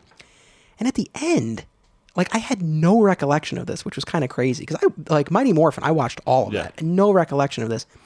At the end, the Rangers, of course, defeat the Wizard of Deception, and the spell over the Tommy clone is broken, and he's good Tommy. And there was a whole time travel component to the 3-parter as well. And it ends with Tommy leaving the clone in the past in Colonial Angel Grove. Oh yeah, I do remember that. He just leaves so him. great. It's like, where was Zordon to explain the implications to the space-time continuum? And then I'm thinking, like, is clone Tommy's ancestor? Boggles the mind. Yeah, that's a conundrum. Yeah, but it was just so nonchalant. It's like, I'll just stay here. He's like, okay. I like it here. I like shitting into a bucket. You don't like, think of these things when having you're a little horrible kid. diseases. You know, and No. they know what their audience was, so I guess they didn't expect 20 years later for us to be recording a show analyzing the show. That's true. No idea what a podcast would be. That everyone would have one. Well, it's like I think about it when I watch old movies where, like, I'm a big James Bond fan, and like I watch a lot of James Bond movies, and a lot of those stunts are very clearly stuntmen. Like you can see very clearly that that's not any of the actors in the movie, and I guess that's just because they didn't have a concept of home video at the time. Yeah, they weren't expect to be rewatched over and over again and dissected frame by frame, let alone Blu-ray. If you watch a James Bond movie on Blu-ray, there's just like boobs everywhere. Like especially the opening sequences, like they were never meant to watch those on Blu-ray. Yeah. You know. That's funny. That's my aside about James Bond intro boobs. No, it's funny. Well, so as I was watching the movie last night and then jotting down some notes today, I was thinking to myself, it's like everything that I'm observing about this movie is like me making fun of it. And just to be clear, like this movie holds a special place for me. Like I was so excited to see it as a kid. And I will always look back on it fondly in that way. So I guess I say that as a preface to, making fun of it for an hour, which I assume is what we're going to do. Let's Yeah, do but it. you know what? I felt the same way last night when I was watching it, but that's what I liked about it. The campiness and just kind of fun of it all. And it actually made me enjoy the reboot less. Like, I think I liked the movie less after watching this because this movie was just fun. And it just made me realize like how heavy-handed the new one was. As much as I liked it, I was like, I remember when we talked about it, I said like, it's just missing that fun aspect. But man, it really needed some more lightheartedness. I don't know. I look at this movie like I look at like the 66 Batman, or something like that. And that's my favorite Batman. So maybe I just have an affinity for it. But see, I had the opposite where I watched it and I was like, and we talked about this, about the new movie, about how much time they spent on the characters. And there actually was character development and growth. And they had there was more going on in the Mighty Morphin movie. It's like, even their dialogue, all they ever seem to say to each other is like, oh no, where should we go? Let's go that way. It's like, that's all they say. That's and true, I'm a frog. True, but yeah, I'm a frog. They didn't. It's not an origin story though, so you already know all the characters. True. You already know everything. It's just kind of another. It's a long show, and that was one. I really liked the pacing of the movie, even though it was so fast. But it just things happened really quickly, and I don't know. It worked. Isn't there a sexually charged moment between Tommy and Kimberly at some point in the movie? Yeah, kind I of. remember thinking that as a kid, like, oh, are they finally gonna kiss or something like that? There's also like when they're. I notice like little things as an adult now, like when they're rollerblading, like they show them from behind jumping over the wall, and every time they go to the girls, like as soon as they start to bend over, it just cuts away real quick, and like I guess they didn't want it to be like any sexualization or something like that, But yeah, it's weird, these little things you notice as an adult. It's like a whole new movie. Well, you mentioned Dulcia earlier, their guide on this alien planet. Very scantily clad. Yeah. Big time. I mean, maybe they threw that in there for the parents who would be taking the kids. I mean, I don't know. I'm sure my dad enjoyed it. Yeah, and he took probably, me on yeah. my 7th birthday. I was thinking like, I wonder if Jason David Frank was with her. I wonder if Jason David Frank was with Probably. Kimberly. And I'm just like checking them off in my head. I'm like, yeah. laying some pipe on this ancient alien world. Yeah, you know? I mean, the movie did make me want to skydive. Like, Well, so that's my immediately. first note. Like that's before I rewatched the movie, anytime I thought of the movie, that's the image I had in my head was Tommy on that board in the sky. And I was like, man, that's so cool. that was And, in the trailer. I remember as a kid, like and everyone's like, "Oh, that what are was they the doing?" coolest part. Yeah, and it just opened with such a bang, like and 20 years later, that's what I clearly remember from the movie. So they did a good job. But I also thought it was really funny, like, and obviously they did this throughout the show all the time. But like, they're in the plane with Bulk and Skull, and like, they're just in tracksuits that look literally like they're just full pink, fully. Like, how does nobody put this together? I always thought that. And then it also like during the show, I haven't watched the show in a while, but like, do they ever interact with? I know it's because of the footage and stuff like that, but with like the townsfolk. Every once in a while, there's Like- a couple. There's a couple of assorted random characters. Like there was a character that was a total MacGuffin, or a total. Sorry, not wrong word. A total red herring that you were supposed to think was going to be the White Ranger, Richie. or the Green Ranger. It was one of the others. White. I remember this. Yeah. I don't know if we're talking about the same one. I think so. No, but we are. Yeah. We are. And I think it was Rich or Richie. Yeah, and he was, exactly. It looked like they made it seem like he was going to be. He was like friends with Trini or something, and you were like, "Oh my god, he's gonna be the new Ranger," and then he just disappears. So they would have shit like that, and like Ernie, obviously they'd interact with, and Bulk and Skull, and as sometimes their Rangers, teachers. though, As Rangers, not like the kids, because like that's the thing. Like nobody ever puts together like, hey, Tommy's always wearing green.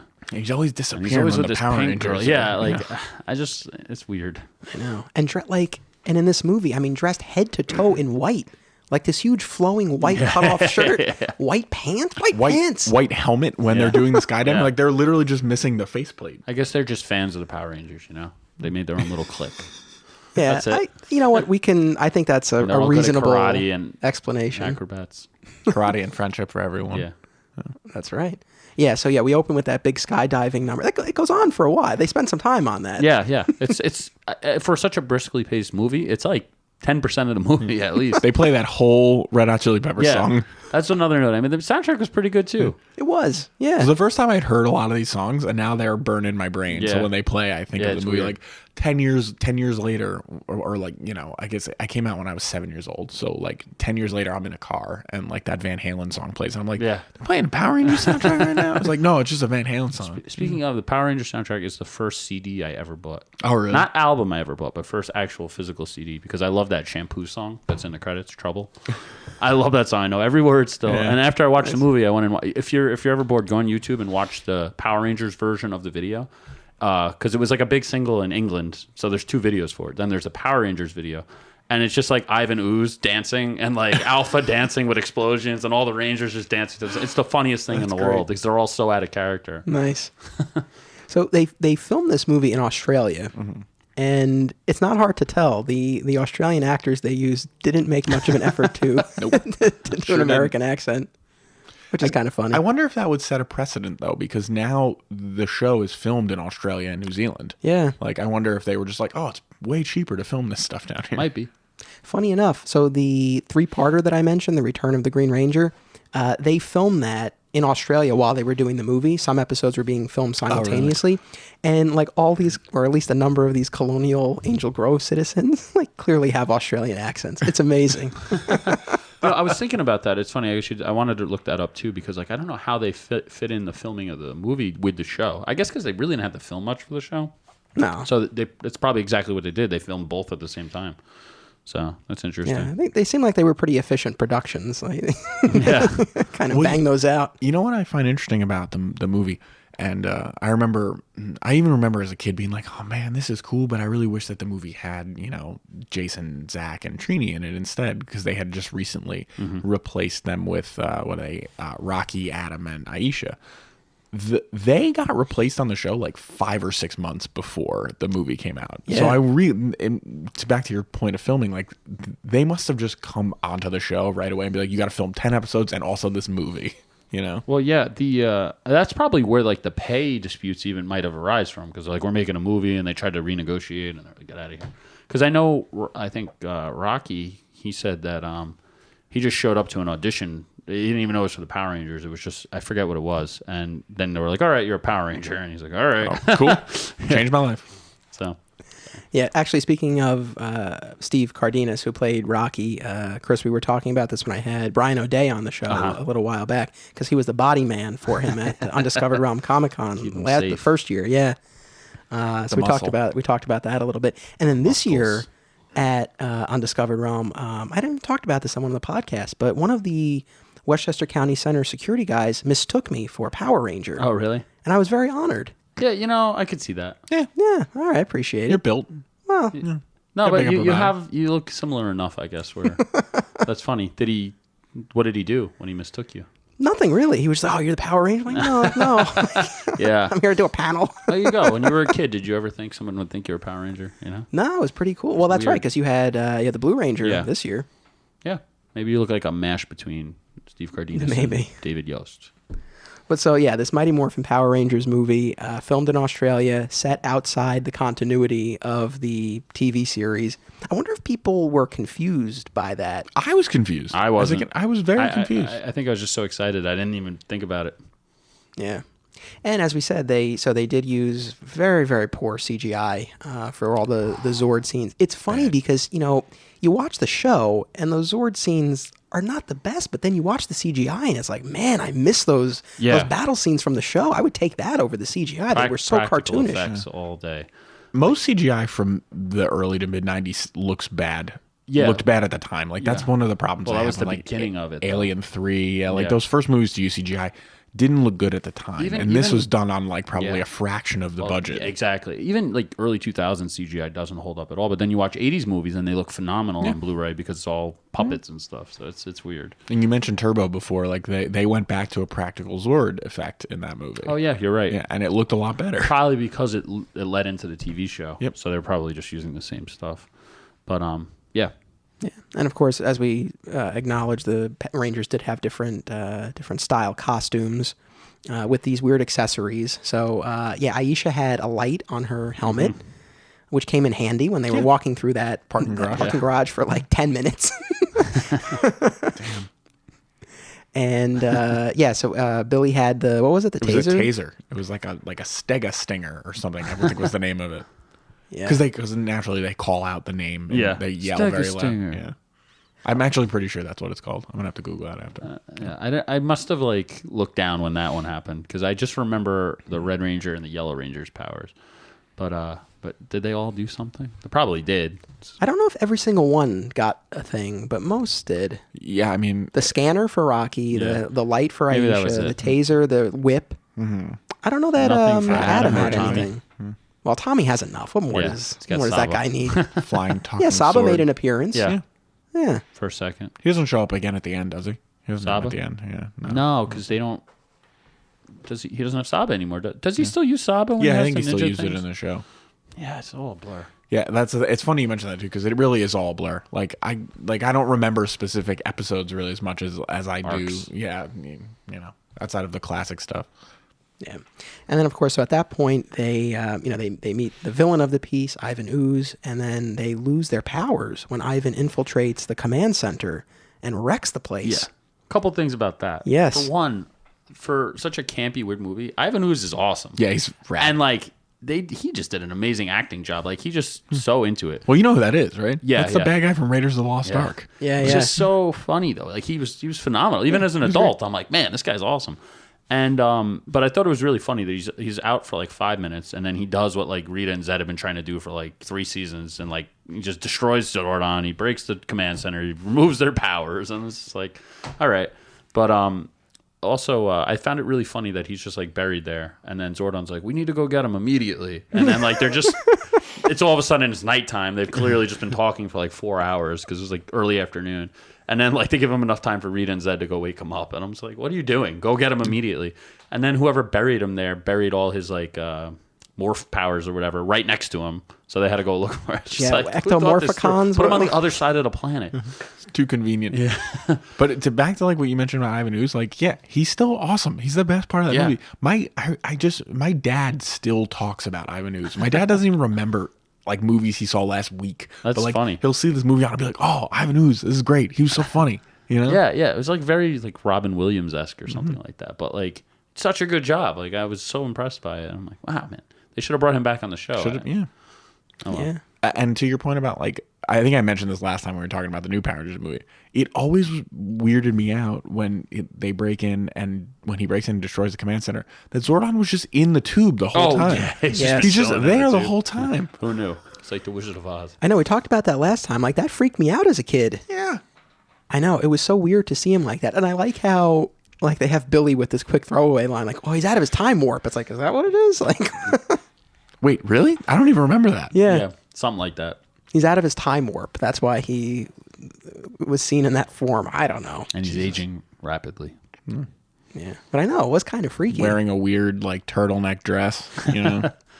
Yeah, I have a theory that Zordon hates Alpha. Because if you were Zordon, wouldn't you? He like That's all he's got. I know, but he's I get tired of it after a while. Yeah, I you know, guess. all Been the like- jokes. he's such a Thousands of worrywart. years. He's so easily excited, and even in the movie, he's like, "No one can get in Zordon," and then Ooze comes right. in. Yeah. Oh no. Don't say the one thing you're Within never 8 supposed to say seconds. in a movie. Yeah, he's really kind of useless. I don't know. But yeah, I know. It was very freaky to see Zordon in that form. Never mentioned ever again. No. You know? It does allow, though, for one of the few moments of like true emotion when the Rangers gather around him and Kimberly says, "You've been like a father to us." Oh yeah. I noticed that too. It was actually really sad. And I also thought about, like, they didn't even question, like, they're like, all right, well, we need to go to this place. We have just enough power to get you there, but if you don't get the powers, you can't come back. And they're like, all right. Like, they didn't think about it at all. Like, man, maybe we should tell our parents. Like, nothing. Like, we're all just going to disappear forever. Whatever. Bro, I don't even think they have parents on the show. Yeah. They're maybe referenced once or twice. I think That's Billy's true. parents get mentioned once. That is true. He's always like What are working they on doing? inventions in his garage, but that's really it. Yeah, that's true, actually. It's real convenient, and they don't care that they're always out. And They're really healthy though because they only drink juice. They don't ever eat. And They work never out. eat on the show. They just do karate and drink juice. yeah, wow. You know, They're I such never thought good about these kids. They things. really are Yeah. just such good kids. Just want to help people. So they go to this alien planet to seek out the great power, since their power source has been destroyed by Ivan Ooze. It kind of, I don't mean to be nitpicky, but it kind of bothered me that Ooze's Tengu warriors flew to the other planet. Yeah. They God, just, I never thought about that. They just flew. And so not only, like, how were they able to breathe in space? I know I'm overthinking this, but not only how were they able to survive in space, but they come back They're not space long birds. after. Like Yeah, that. they're quick. They're real quick. Where is this planet? Yeah, they can fly really fast. Well, I guess they are on the moon, right? When they're with Rita and stuff. So Yeah, they can they get live a in little head space. start. They're like the Right. birds on Game of Thrones. They Yeah. just pew, It's convenience. Yeah, but they could have just teleported there. You know, Yeah. I don't know. very slowly flying down. Well, clearly to a they had like coast that- 5 days to write this script and get it into production, like because they had to strike while the iron was hot. So I mean, and the planet that they're in no way resembles the coast of Australia. You know, it's true. We didn't talk about the other original character in the movie, Fred the kid. Oh yeah, God. yeah. Not fuck a fan. that kid. I feel like it was just we didn't talk about this, but I can't stand the kid in Turbo, and I feel like he was the precursor to the kid in Yeah, Turbo. well, when I started, I remember somebody telling me that a kid becomes the Blue Ranger in Turbo, and I was like, oh, maybe it's this kid. That makes sense. Because like at the end when Tommy's like, I hear you're next in line to be a Ranger. I was like, okay, that makes sense. Why wouldn't they just tie that in? I guess because there's no continuity, but it seemed like an obvious... That poor Fred. Tommy just filled him with false hope. yeah. You're going to be the next Ranger kid, never see him again. Was the kid from Turbo on the show? As the Yeah. Ranger? Oh, really? Okay. Although, I mean, I stopped watching by that Yes. point, but yeah. Yeah, he was. He debuted in the movie, like, Yeah. because the movie was a precursor to the So show, weird. and then he just started on the show.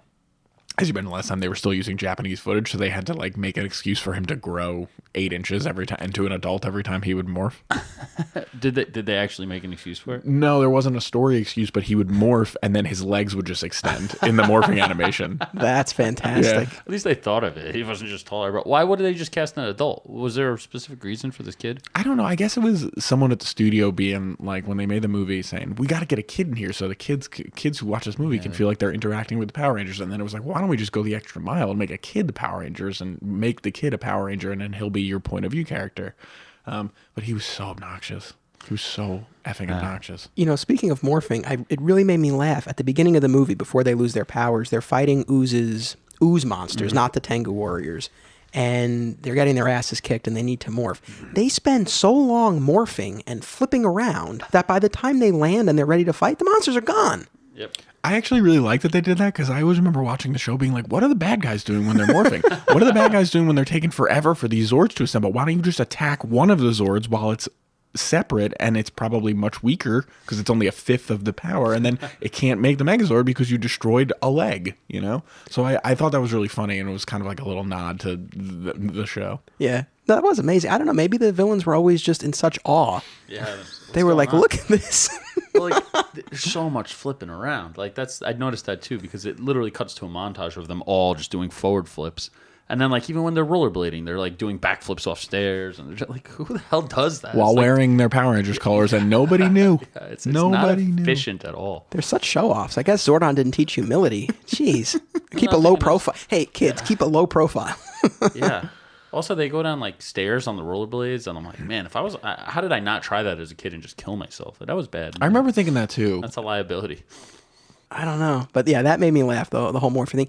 A lot of whooshes. Whoosh, whoosh. Oh, literally every movement I don't know if generated you one. had the gloves when you were a kid, the Power Ranger gloves. Yes. Yeah, they did that. They would do that, yeah, So when you press your thumb into Yeah. your palm. So I still have the White Ranger one somewhere. I thought it would have been great if at some point in the movie, the rest of the Rangers, like they saw Tommy and Kimberly go off somewhere and they walked by and they just heard a lot of whoosh, whoosh, whoosh, whoosh. And they were like, oh, they must be sparring. Just a little nod. That would have been great.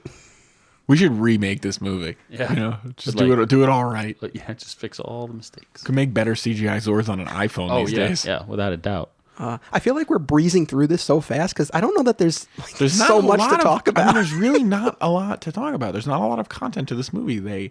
They fight a bad guy. He takes their powers away. They go to a different planet. They find powers. They come back. They win. It's very formulaic. It's much like an episode of Power Rangers in a lot of ways, just longer. We're going to have to make this a double episode and talk about something else, too. I don't know what. Well, I'm sure we could find something else to talk about. All right, well, we'll slow it down a little bit. So they they get to the planet. I remember like Kimberly. Oh, that was the moment that I was talking about between Tommy and Kimberly. Like she gets picked up by one of the Tengu warriors, and he rescues her, and he like runs after her as she's flying away very slowly and clearly on wires. And then he rescues her again later in the movie, and I was like, man, these guys got to kiss. Why wouldn't they just let them kiss though? In the movie, especially, I don't like. Why hold that back? I don't know, kids, yucky. Or maybe we all just liked Kimberly so much they didn't want to take that away that's from true. us. Yeah. Maybe. She was pretty. Oh, there's also that throwaway joke where Ivan Ooze is like, oh, the cute one. And then Goldar's like, oh, you think she's cute too, huh? Yeah. and there's even this long, awkward pause where Ivan just looks at him for a minute. And he's like, and then it just cuts away. It's really odd. That stood out to me for sure. That was. Speaking of her getting rescued, though, she is quite the damsel in distress. Despite being a fellow ranger, she needs a lot of rescuing. It's not a great message for young girls, Especially because she's rather capable in the show. Yeah. And there's another female ranger who's just kicking just as much ass as the fellas. Yeah, get her to get kidnapped.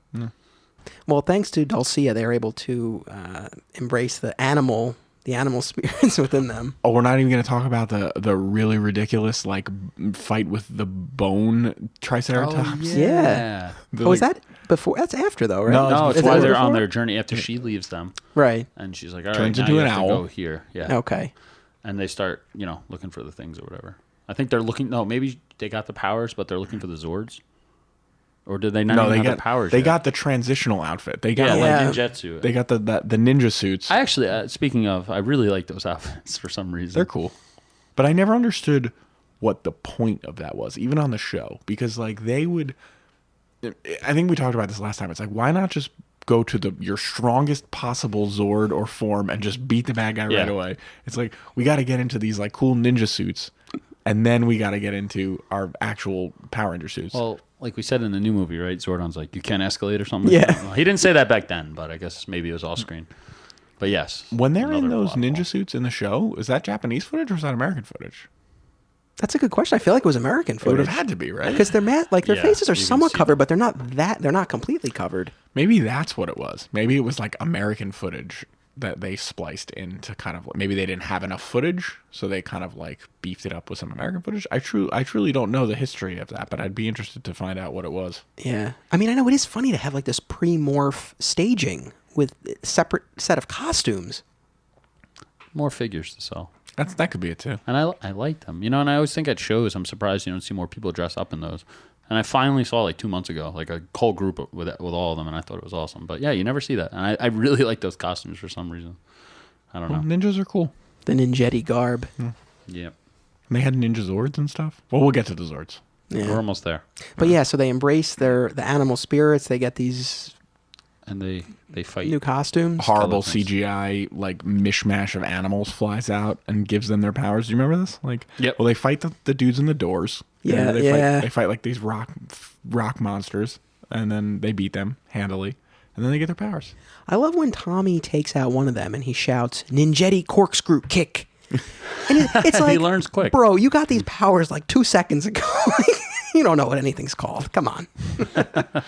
Did the movie, like, we talked about this, how in the show, like, whenever they'd hit anything, it would just make sparks. Like, it would make a whoosh sound and sparks. Like, even just like a flat punch on a flat surface would generate sparks. Was the movie like that too? I don't even remember off the top of my head. Not a lot of sparks. I think it was a Japanese thing. Yeah, they love their sparks. They love it. Yeah. They love their squibs. Jesus.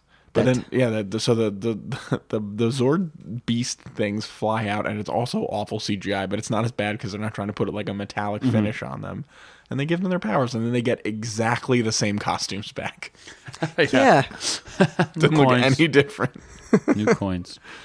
Yeah, well, they had new coins in the chest, which they didn't have in the show. They didn't even have a logo on the chest, right? They really? just had the diamond, right? And then in the movie, their armor had the pterodactyl, the triceratops. Yeah, that's why I'm getting confused. Yeah.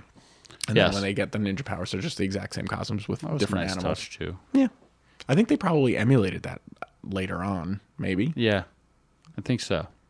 Maybe. We clearly did a lot of research for this. Yeah, I know. I just watched it, and I'm like, I don't know. We might have to do another episode after we look up all of these things. But so this planet that they go to, again, Alpha describes as, this place, you might not come back. And when they get there, Dulcia is like, everyone else has failed. Do you feel like the trials they faced lived up to what was presented to us, what was described? Because it seemed like it was not so challenging. Not at all. They're the Power Rangers. That's Not true. Everyone else wasn't Not the at all. Power Rangers, okay? That's true. That Also, attitude, she that helped teenage them, attitude. too. Yeah. They meet the person. There's the one person on this one planet they're supposed to meet almost immediately. Like 5 minutes after landfall, she tells them exactly what they have to do. It seems like they were on this planet for less than a day. Like They think they were. Well, there's at least one nighttime scene when they're on the planet. Yeah. And then so they're on the planet for a day and a half. And meanwhile, back on Earth, all hell breaks loose in a day and a half. That's all it takes. Yeah, well, they had a long trek to that very phallic temple where they had to get their powers. It's just kind of shooting up there in the middle of all the trees. And I felt like they were walking awfully slowly, given how pressing things were. I mean, Zordon's clinging to life back on Earth, and they're just kind of unstuck from time, apparently. Yeah, out of his time warp. And I don't know. I feel like a little jog might have been warranted. A light jog. A light jog. Got these sweet new tracksuits, Teleport there. She's got all these powers. She can turn into an owl. I'm pretty sure she can help you out a little transfer them there. Carry one of you. You got to fill the movie out somehow. I know. And I love how she's this alien owl being. I can't imagine she has much frame of reference for American pop culture. Yet when Adam complains, he's like, oh, like I'm a frog. She's like, well, but the frog becomes a prince when you kiss him. It's like, how would you know that? Where does that come from? She's been getting bootleg Disney movies. It's the kind of thing I never pick up on as a kid. Yeah. And I don't know. You just got to go with it, I guess. Yeah. No, I know. If you overanalyze it, but I don't know. Well, we're overanalyzing. We are. Right But it's fun. I don't know. It's fun. It's fun. I mean, it's fun to watch it as a kid and just be just be amazed and just get sucked into it. And then it's fun to watch it as an adult and be like, oh man, like that's ridiculous. Well, why don't we talk about like the circumstances under which, because we're rocketing towards the climax of this movie. So why don't we talk a little bit about like the circumstances under which we saw it or when it came out? Because this is one of the first, I was 7 years old. It came out like the day after my 7th birthday. I went with my dad and my sister. This is one of the first times I ever remember being like super hyped for a movie, like having to go see it day one, like being aware of a movie marketing campaign in a way that I really hadn't been before. Like, I mean, outside of a couple Disney movies that came out that were phenomenons like The Lion King or Aladdin or something like, this is the first time I was like, they're making this movie. I have to go see it. I have to buy all of the toys. I did buy all of the toys, we talked a lot about toys last time, but I don't know. It kind of changed, for me at least, just made me aware of going to the movies and seeing movies in a theater. Yeah, I was in a similar boat, and that was another thing I noted down. I have a crystal clear memory of the morning it came out. There were no like Thursday night shows back then. Like Friday morning, 10 a.m., 8 a.m. I got on the bus with my best friend and my grandfather. We took 2 buses. We went to Cross County. We were there for the 10 o'clock and the first show that you could possibly have seen. Like I was not messing around. It was like the middle of the summer, right? I might, or June like 30th, right when school ended, yeah. You want to hear something crazy? I may have been in that theater with you. You may have been. Yeah, I was 11, so a little older, but still a kid. But yeah, and I just remember just being blown away. I'm like, and then I remember leaving and just like the surf. I mean the you know the skydiving board and blah, that burned in my head even then. But yeah, I was so excited, and I went back and same thing. I told everybody like, oh man, you got to see the Power. Like, how'd you see it already? And nobody believes you because they're little kids, you know. And but it was great, and you're right. It was just one of the most hyped I ever was, and nothing else as a kid is really coming to mind that got me that excited. Yeah. No, I mean, same as you guys. Although it's funny, I don't specifically remember the experience of watching it in the theaters. Like, I know I saw it in theaters, but I don't really remember that so much. But what I do remember is getting the Happy Meal toys. Oh yeah. Always going back to the toys.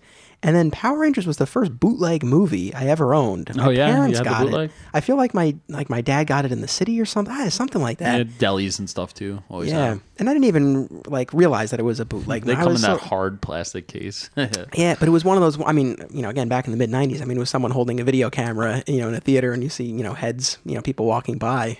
But yeah, those are the toys, and the bootleg are the things that I remember most about it. And then just being excited.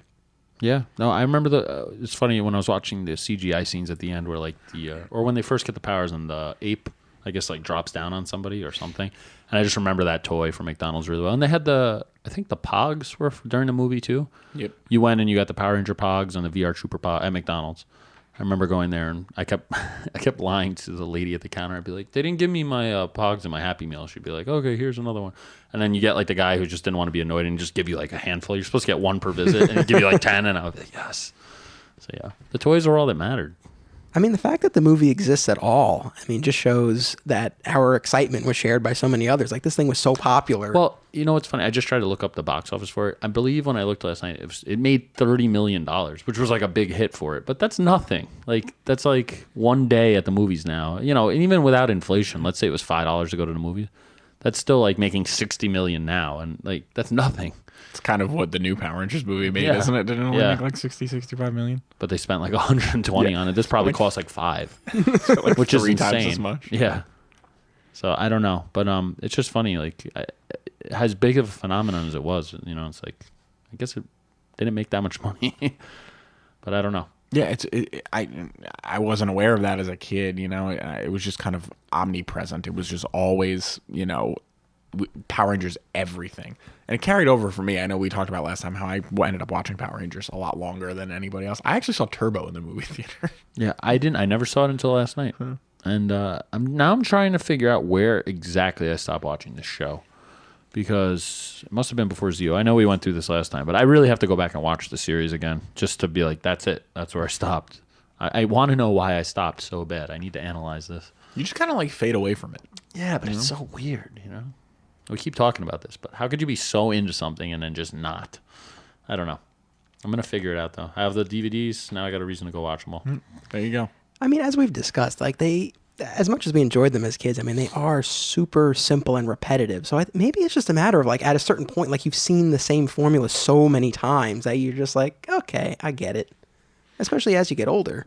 So after the new Power Rangers movie came out, I went back and I started like watching some newer Power Rangers seasons on Netflix, because they're all on Netflix. And I was like, well, let me go and see, like, are there Power Rangers seasons that are really well regarded and well liked from the past like 5-10 years? And there are. Like, there's one that is like it's like a post-apocalyptic Terminator thing almost, where they live in like a walled city and robots took over. And I was like, oh, that's a cool like setup for Power Rangers. And I watched it and I was like, yeah, it's Power Rangers. It's like very like still it hits the same formula. It is what it is.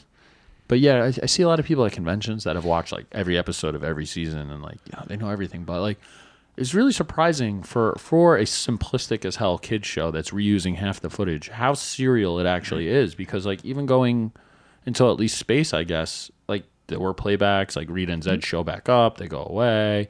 Like what's her name again from Turbo? Divatox is friends with Rita, and like, even I think in the movie she calls Rita on the phone to ask for advice, like, and Zed's like snoring on the couch or something, and it's just, it's very serial. Like they play back, even like Zordon's still there, then he goes away, he comes back, like this Ranger shows back up, and I was really surprised in the Turbo movie to see Austin St. John and Kimberly randomly show up too. Yeah, that's right, they are in it.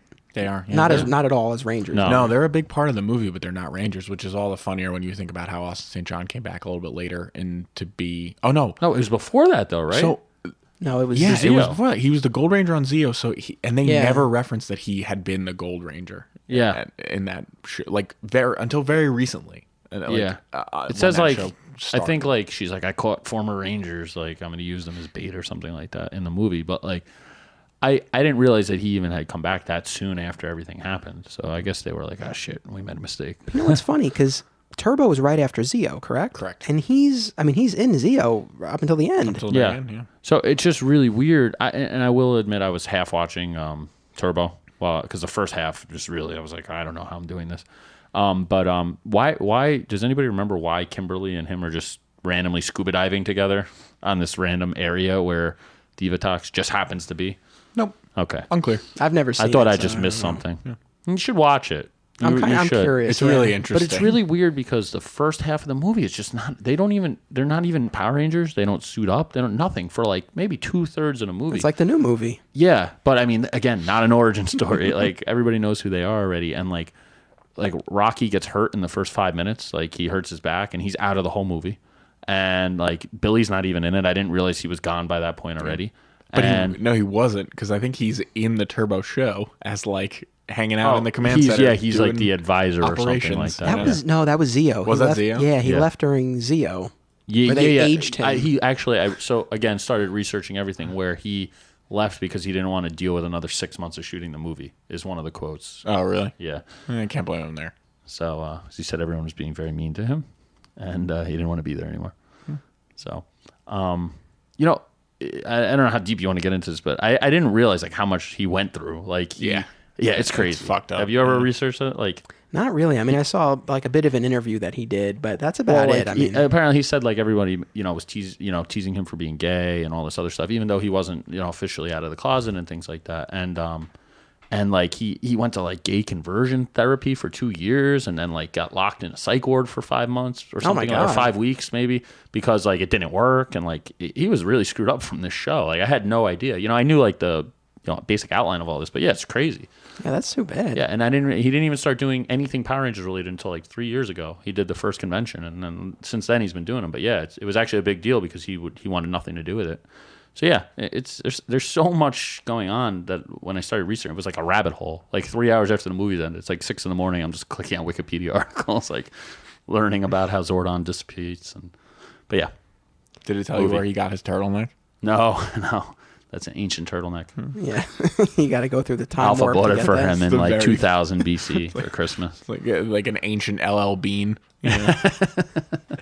Well, we've been talking about what the Rangers were up to in the movie, getting their new powers and all of that. But back on Earth, Ivan Ooze, of course, was carrying out his dastardly plan to get free construction labor. Yeah, that was it.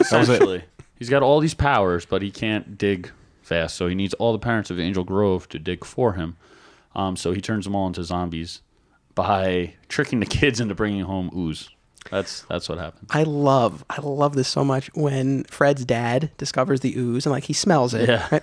And then he shoves his fingers so far into that tub of ooze. It's like it's like just overkill. It's like, what are you doing? Yeah. But like the plan in and of itself makes no sense. You have an army of bird people and ooze monsters. Drop the ooze everywhere. An unlimited Or have them supply. dig An free unlimited labor. supply. Why of use their grunts. labor? And then like he's just like, I'm done with you guys. That was another thing. Like, I'm done with you guys now. Go leap to your death.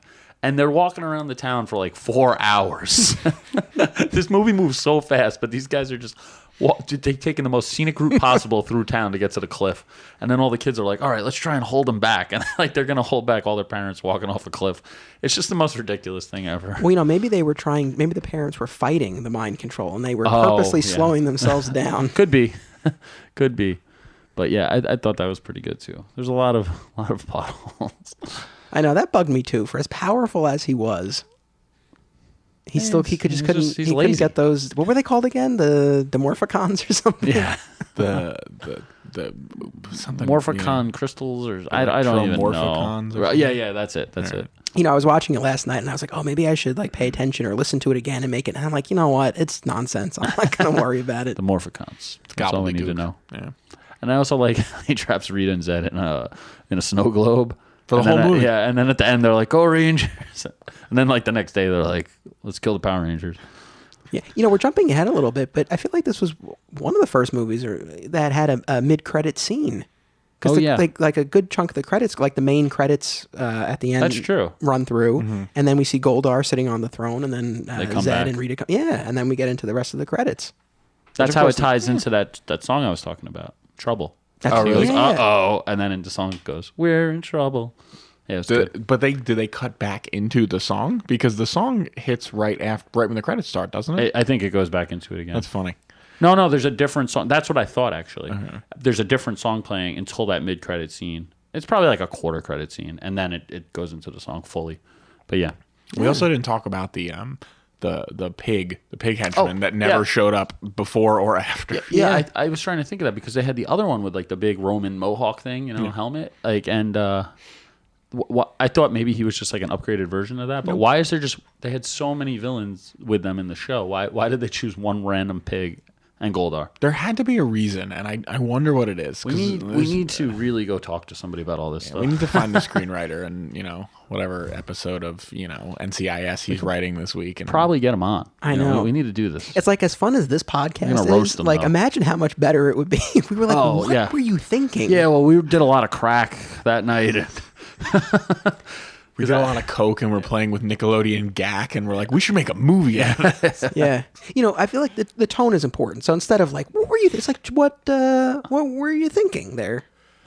What were you going for? Is like, what was your idealized version of this? Like, was this the first draft, and you were just like, boom, nailed it? Maybe they just didn't want to make all these costumes because again, it's Japanese footage, so they had to redo all this stuff. Like Goldar out of everybody looks I don't know. Rita and Zed do too, I guess. I do remember thinking like, that's definitely not Rita. Because it was a different actress. And I just remember like being very aware that it was not Rita. Do yourself a favor and please watch the footage where they turn human. Because it is wonderful. She's just like this young Asian girl. And then Zed is... I don't even know how to do it justice. I know. I know what you're talking about. It's insane. He's just like this old white guy in with a sweater tied around his neck. And he's just like, let's dance. And they just dance away while the Black Ranger's just standing there like, what the hell's going on? It is insane. That's fantastic. And then Divatox turns. She's just in a dress, and she's like, "I'm human," and she's running through the forest. She was always human. I know. All that happened was that armor came off, and the makeup, and that's it. It's the most ridiculous thing I've ever seen. Great. I mean, yet another, I'm sure, unanswerable question. Why do you think they went with different costumes for the Rangers in the movie? Because they had the regular costumes on hand, so they could do different toys. I don't even know if it was a conscious decision because the toys looked exactly the same. They just That's had true. a They metallic didn't finish. do the new thing. I think it was just that they had budget, that they didn't have those before. costumes. I saw Jason David Frank post a picture of them all, and I forget what he said. I think they were like $120,000 each, and there was like 4 per Ranger because they had to have extra. Wow. Like they wasted so much money, and in the show it's just spandex. I can go on eBay and get the costume for $50. Why did they spend that? And that was like, if the budget was like $5 million, that's like a quarter of the budget on just costumes for the Ranger. It's very odd. And then I was just at Disney World like a month ago, and they had the pink and and one of them there. Oh yeah, they're awful looking. Yeah. They look like they're going to disintegrate if you just like look at them too long. But like they look pretty good. I like the costumes a lot. Yeah. Like no, they did. I'm pulling up a picture right here, so this is an auditory medium, which you can't really hear, but they look pretty good. No, I'm a fan of the costumes for sure. Oh yeah, I don't dislike them. Maybe it was a matter of they were like, oh, what do we do with this budget? Like, should we pay those kids more? And like, no, they're fine. They're locked in. Let's just make new costumes. I mean, it works though. It made it stand out. So like, maybe that's it too. Like, they don't want kids or the parents to just think it's the TV show or something else. They want it to really stand out because that poster is burned in my head. I remember seeing it at the movie theater with all the helmets. Yeah, so good. Did you guys play the video game? I'm sure you both did. Hell yeah. The movie game? Yeah. I don't remember the movie game. I had the regular one for Super Nintendo. Yeah. It was kind of the same style of game. It was like a Streets of Rage-y beat 'em up. No, I don't remember that. There were so many Power Rangers games that all came out in the same like year and a half. There must have been like that was 4 or 5 Super Nintendo and Genesis games. I mean, if you think, this was only like a 2-year thing, like it's crazy how big it was, but it came and went quick. Anyway, we're getting off track. Yeah. No, I mean, we're pretty much at the climax of the movie. So, the Power Rangers have gotten their new suits, their new Zords, which we'll meet in a moment. They come back, they find Angel Grove destroyed, and they get to the Zords pretty quickly. Yeah. Yeah, there's no... like fight with them in their costumes again, is there? They just No. kind of get there and the big terrible CGI scorpion, and what was the other thing? It was a scorpion and some other kind of like bipedal bug. It was so bad looking that I kind of stopped paying attention during those scenes. And then they just get in the Zords and they fight them. Which, by the way, their Zords were not that cool. That Megazord was lame as fuck. Can I curse? I'm sorry. Yeah, it's fine. Like compared to like the dinosaurs, which were awesome, and even the second ones, which were turbo like ones were cool. well, no, there was the turbo ones, but then there was like the ones. No, I mean the like Thunder. I'm sorry, the Thunder. Yeah, the Red Dragon and the Yeah. what were they, like the Crane? No, because this was the Crane. There was a Red Dragon, there was like the Unicorn, and like all this other crazy crap that made the Thunder Megazord, which was really sweet. And then There was like another pterodactyl or something. this got me Ninja thinking now. Megazord was just not Yeah. that cool. Well, it wasn't as bad as the turbo one. Like when I started watching that too in the movie, and they're like, "Turbo Red Car 77." Like it's like so bad. It's Red Lightning, the Mountain Blaster, Dune Star, like Desert Wind. I'm trying to think if I can remember all these. I'm tapping out.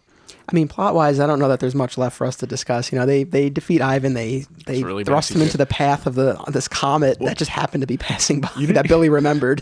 Oh yeah, well no, that's the whole the whole undercurrent of the movie is that they're doing the skydive for this comet fundraiser or something, which is not Haley's comet, it's like Ryan's comet or something like that. And then he's like, "Oh, the comet's gonna go pass by right away. We should throw him into this comet." We didn't talk about how the awful like Scorpion and whatever the hell Zord transformed together into a 2-Zord Megazord that then gets Ivan Ooze's face when he puts himself. Yeah, that was the worst of the CGI. But it's really funny because he looks like Scary Terry from Rick and Morty. And he's like, "You can run, but you can't hide." And I'm like, "Just say bitch." Like I'm waiting for it so bad, and it just didn't happen. He looks exactly like it. When you rewatch it, you're gonna die. That's all I could hear. Fantastic. And then, of course, the movie finishes with this big fireworks display. The Rangers are celebrating. They tell the little kid he'll be the Power Ranger next. We'll never see him again. Fireworks go off. Van Halen plays. Van Hagar, I guess.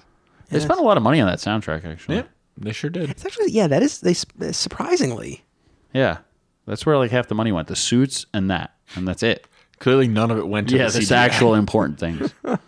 So, I mean, any other overall thoughts about? Because one thing I was thinking about, and we talked about how it's essentially just a long episode of the show, and I mean, like I agree, Chris. Like it was cool to see them skydiving, like all the rollerblading stuff. I guess although that went on a little. Sports were big in the '90s. That's true, but both of those things went on a little bit long for my taste. Like I would have liked just a little bit more, or really any like character development or interaction. I mean, it really is just they just where are we going? What don't get any of interactions that, would you want though? Where could they really do?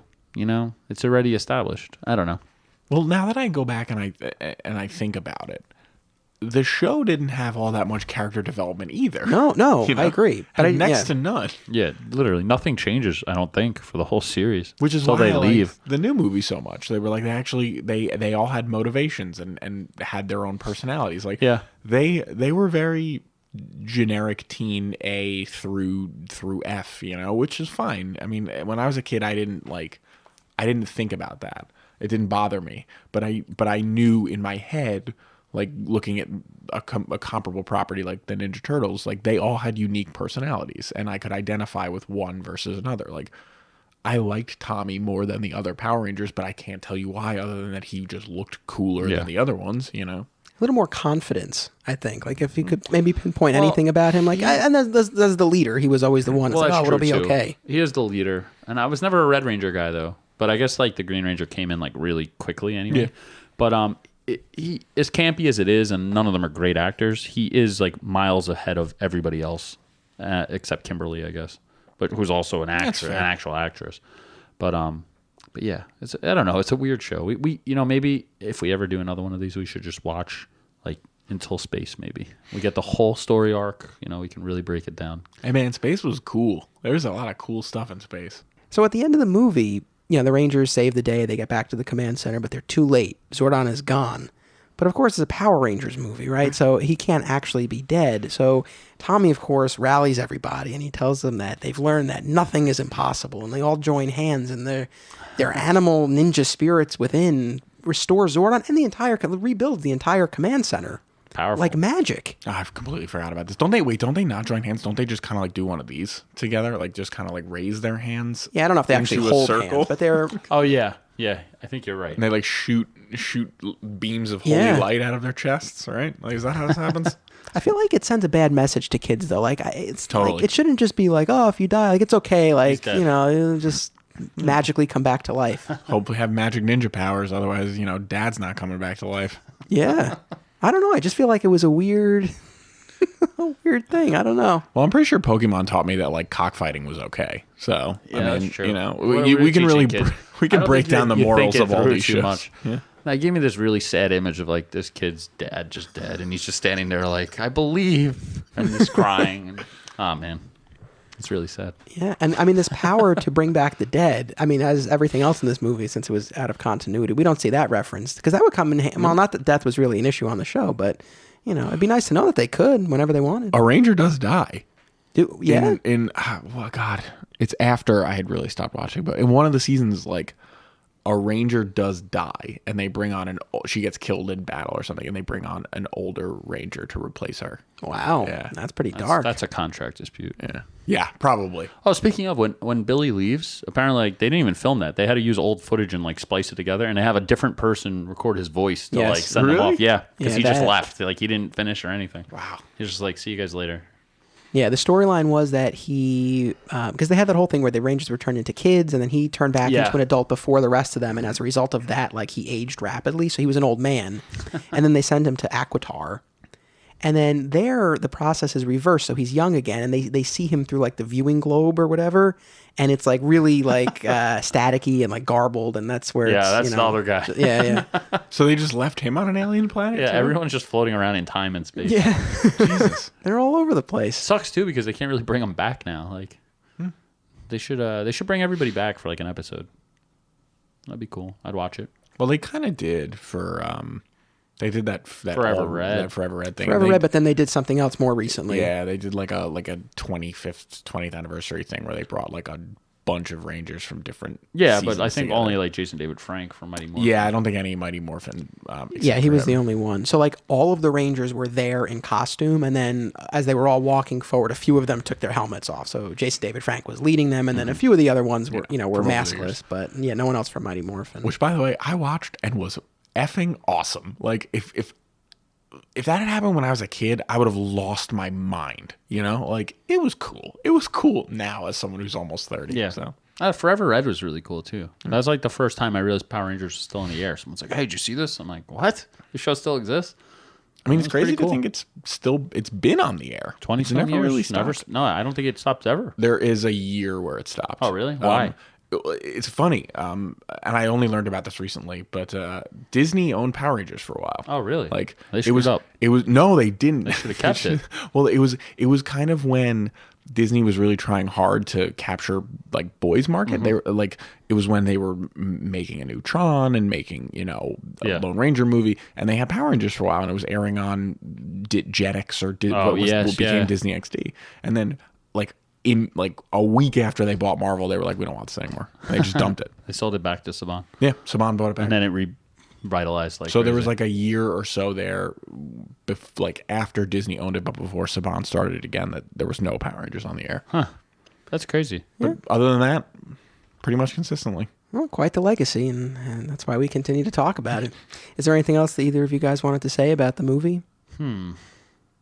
The movie's a lot better than it had any right to be, honestly, considering all the budget constraints and rushing. And I don't know. I liked it a lot, and I still do. Yeah, I mean, we spent an hour and change bashing it, but yeah, I really genuinely do like it. And whenever I see it on on TV scrolling through the channels, I usually will just pop in and watch a couple minutes of it. And it's very rewatchable, maybe more rewatchable than the show. Oh, definitely more than the show. The show is a little painful to watch.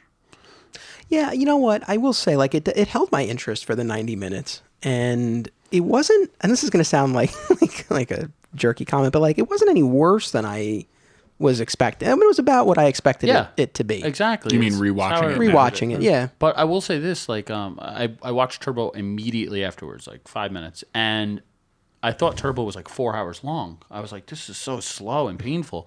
And then I looked, and it's literally 1 minute longer than the other one, and the other one flew by. So it speaks volumes. Yeah, needed more skydiving and rollerblading. Yeah, and fun. And Power Rangers. Less weird Jim Henson-y creatures.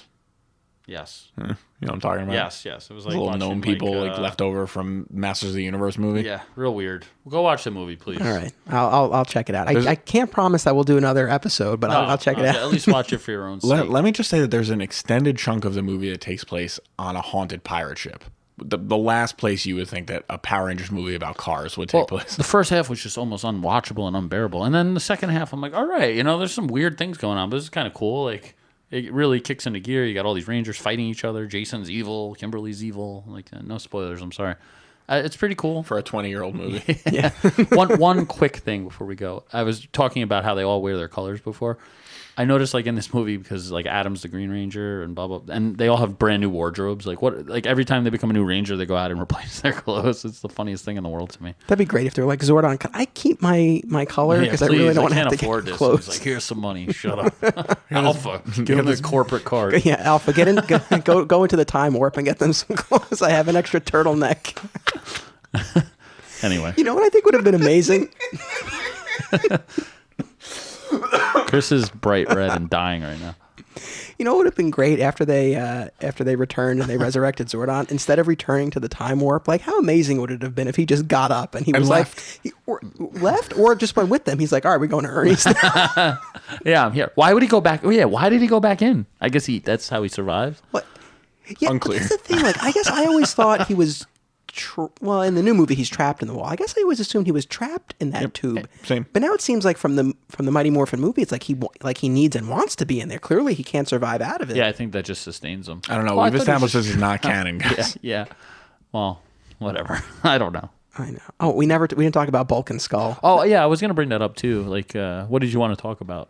Nothing. The only thing that really because they don't have a huge role in the movie. No. They skydive with them. Comic relief. Yeah, and then they As pop always. up at the end, which was funny to me. So, as we discussed, Ivan turns all of these, the parents into these worker drones. And the kids, at first, before they realize what's going on, like, they're happy. Like, they have their ooze, they're playing, their parents are gone. And Bulk and Skull are like they're all at the juice bar, and the kids are running amok, and, like, Bulk and Skull are there, too. But it's like they're significantly older than these little kids. They're not parents. But they're not parents. They're like, they were the only teenagers who were there. Left in town. Yeah. Well, there's only 7 teenagers in town. 8? 8, yeah. 6 of them another are off on problem. Dados or whatever the planet was called. Did you know? Also, we keep extending Eastern this. Australia. Yeah. But if you research Skull's the skinny one, yeah. Yeah. He applied to be the Red Ranger, and then they made him be Skull, and then the Black Ranger was supposed to be the Blue Ranger. Blue Ranger was supposed to be the Red Ranger. Turned the role down because he couldn't handle the stress of being the leader, and didn't want like that spot. Yeah, I don't know. And there's all this stuff. I'm telling you, just go on Wikipedia, and there's a Rangerspedia, and just start going, man. You're gonna be in there for hours. It is a dark hole. Well, I mean, the guy who ended up being Skull probably ended up with the better end of the deal. He ended up being on the show a lot longer. Oh, that's true. Yeah, Probably has a lot better they're royalties. like, still showing up. So, yeah, and he's like a teacher or a professor or something. So, Amazing. anyway, with that being said, Well, guys, thank you both very much for coming back to talk more Power Rangers. Anytime. Thank you to everyone for listening. Just keep punching. Whoosh, whoosh.